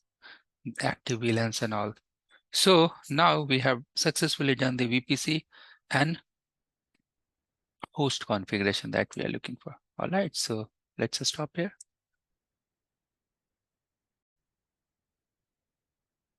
Let us do verification in this. So we have done the verification. What we have done so far, we have created the fabric, right? We have the internal fabric where we have two spine and three leaves. These leaves are internal leaves, right? A spine and leaf. Although we have one border leaf, but we are focusing on the configuration at the moment in between three spine and two leaf because we want to do the internal connectivity testing. We have server 1, server 2, and server 3. Server 1 having IP address 192.168.101.10. Then you have server number 2 having IP 192.168.101.20 because server 1 and server 2, they are part of VLAN 101. And then we have server 3 having IP 192.168.102.30, right? So that means that when the communication will happen, so how the communication will happen? So if you go and check the connectivity, you will see, let me quickly draw here. So how this is that you have your spine, say spine 1, spine 2, and then you have leaf 1, leaf 2, leaf 3. Now within this leaf 1 and leaf 2, there is one server. So there is one server connected here with leaf number 1 and 2. That part we know. That is nothing but your server number 1 because here we have something called VPC, right? Now there is one other server connected. Let me quickly draw this because in anyways I'm drawing this, so why not let me go and complete this. So we have connectivity like this. We have connectivity like this. Forget about the spine at the moment. Let's focus on leaf part that we have leaf 1, leaf 2 and 3, and then we have servers connected, right? So leaf 1, 2, 3, and then server connections are there. So what I'm telling here is this, that we'll go and do the verification here. So here we have two servers connected, and the easiest verification is that we'll go and check the ping test in between them. So we'll go and verify the ping test, right? But you know the IPs that you have. So what is the IP of server 1, server 2, server 3? You know, you have server 1 here, and then you have server 2 here, and then you have server 3 here, and then IP, you know that. So why not we can go to any of the server. For example, server number 2, you can see IP is somewhere we'll see IP, this server 2 having this IP. So let's go and ping first of all 10 server 2 to server 1, and you can see the reachability. Now why not let's go and ping server 2 to server 3, that is already reachable and pingable. Now since the point here is this, that since these leaves that we have leaves, right? So you will see the leaf that we have, they are on different devices. So what I'm telling here is this, that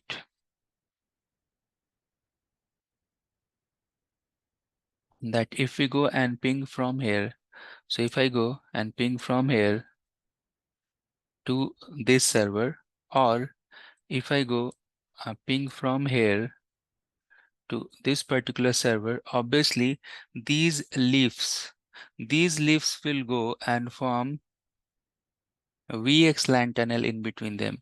Because remember, the fabric that we have here, The fabric is full-fledged VxLAN. So the green fabric that you are seeing in between leaf and a spine, this is what? This is VxLAN. And then within that VxLAN, they should go and form the VTIP tunnel. So VTIP tunnel should form with loop back 1, right? So if you go and do the packet capture, you can see that what is the source of VTIP. So there will be actual source destination and the VTIP tunnel endpoints encapsulations. All right, so what we can do here is this, that we can go to leaf number either 1 or 2. So if you go to leaf 1 and if you go and check the first of all, you can see all the control planes or all the NVE interfaces, either it's L2 or L3, they are up and running. And if you go and check the peers, so you can see that this IP belongs to 10.01.13. If you come here and check show IP interface brief, this belongs to loopback 1. This is the peer. This is the VTIP peer. And if we go and type show NVE peers, so this NVE1 that you are seeing 1.100. So if you go and come here, show int brief. Wow. So this is peering with NVE1 that is 10.11.100 and wow. I should go and log into a spine and see if it's normal reachability via spine to leaf to leaf, or proxy are happening in between leaf to a spine to leaf. So we have to go and check. But you can see that their tunnel endpoints, how they are forming. So NVEPS, NVE, this is also forming. So leaf 1 and 2 forming with 3, 3 is forming with this particular IP. And let's see.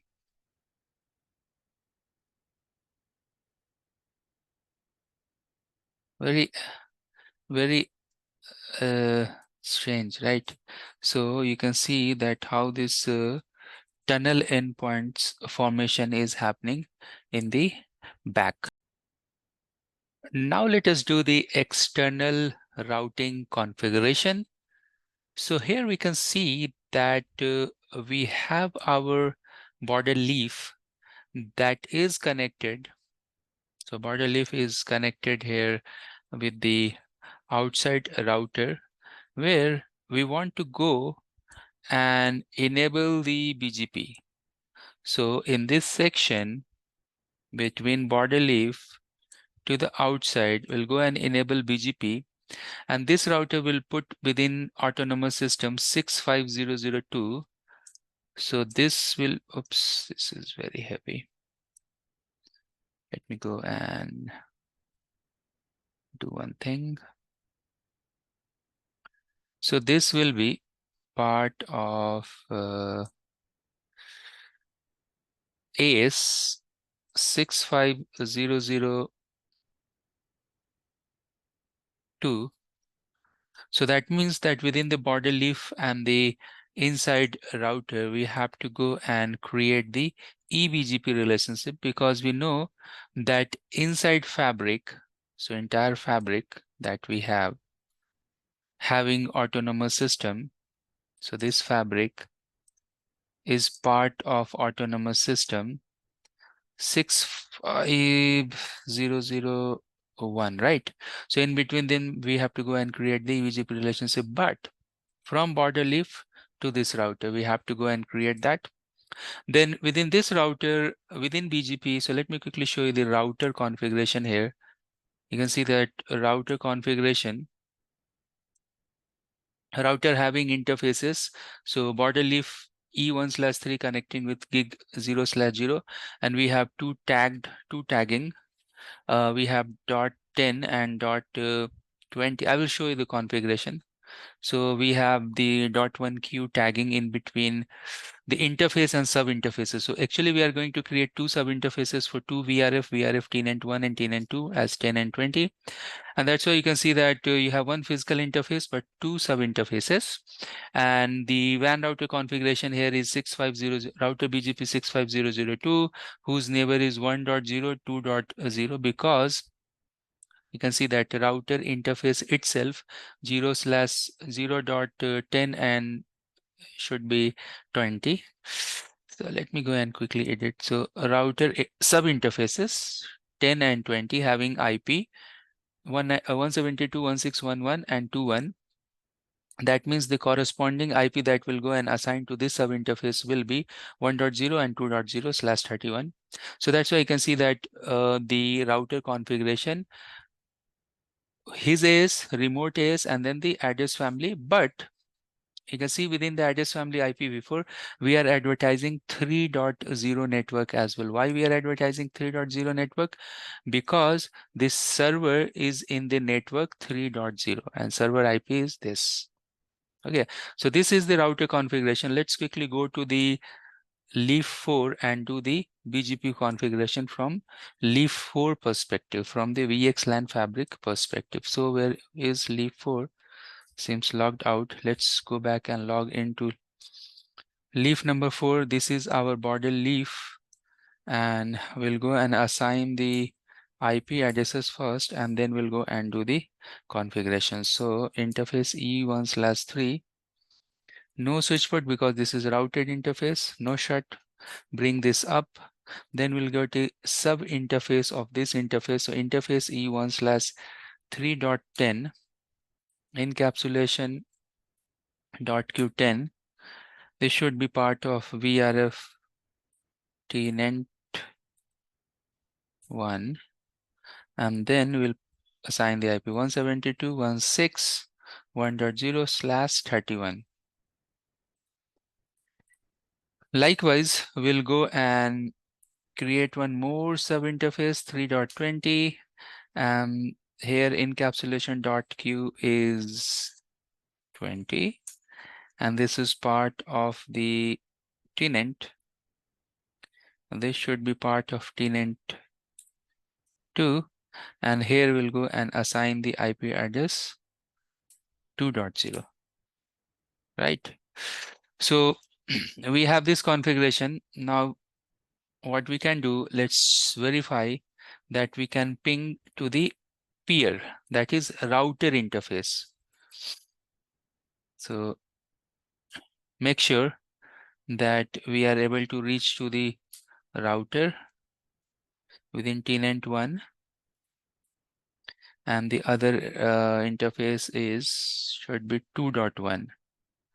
So both interfaces should be reachable. So I can see that 172 TNET2 is unreachable. Let's see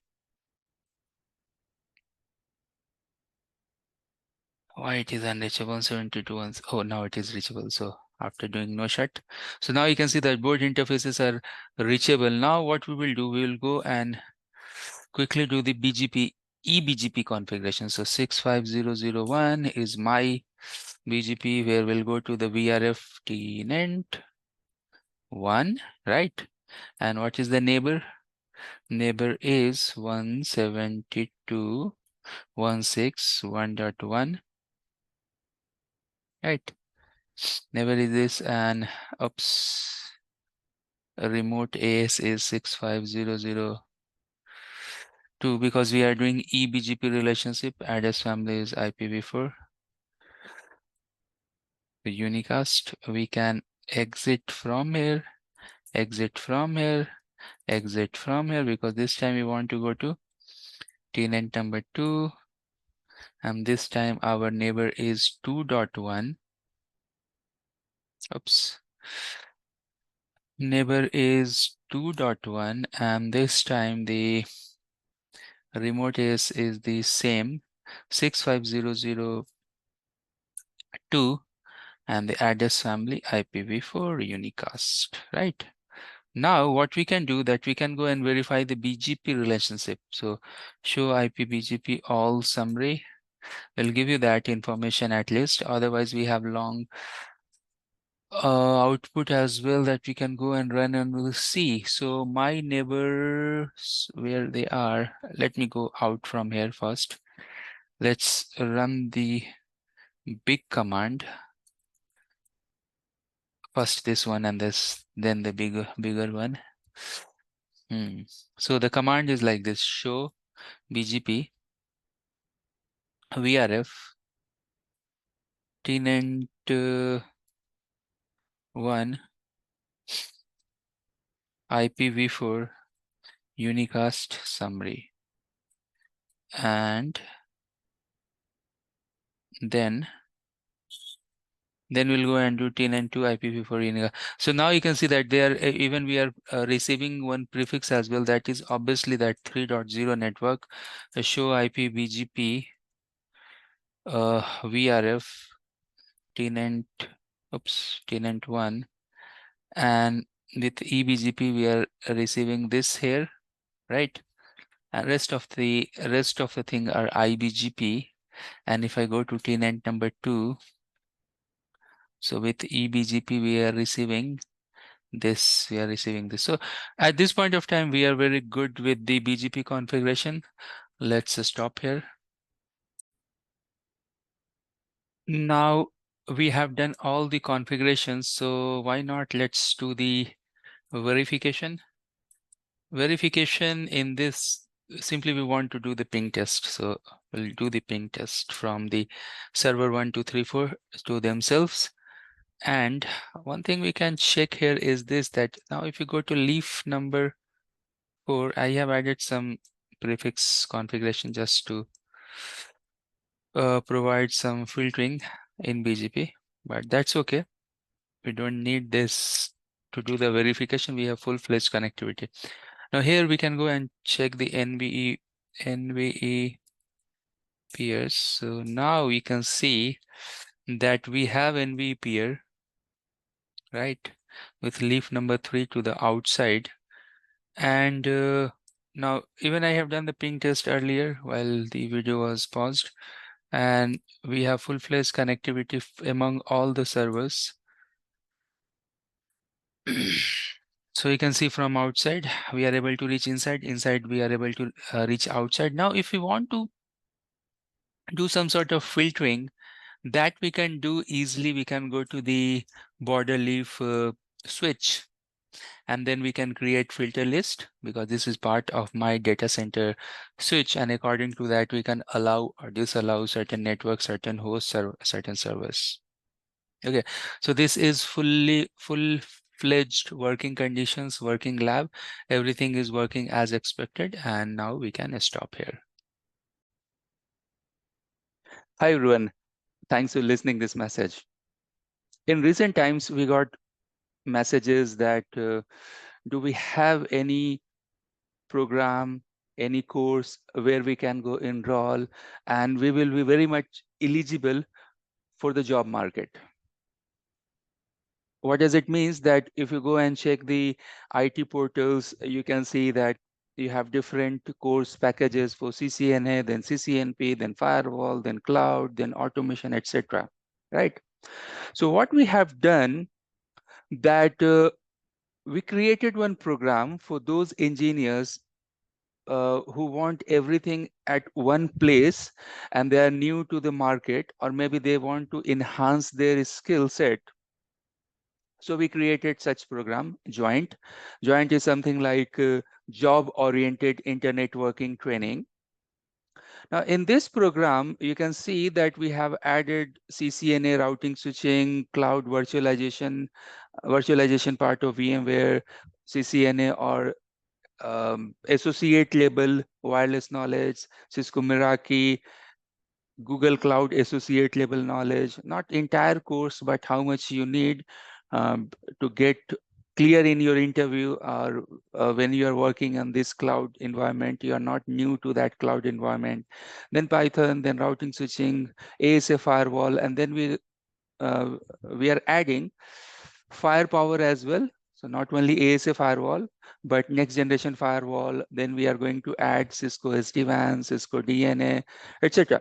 Like what we want, that we want to make this course as a complete package course, in terms that once you go and complete these areas, you write, you can write in your profile, in your CV, that you know these technologies.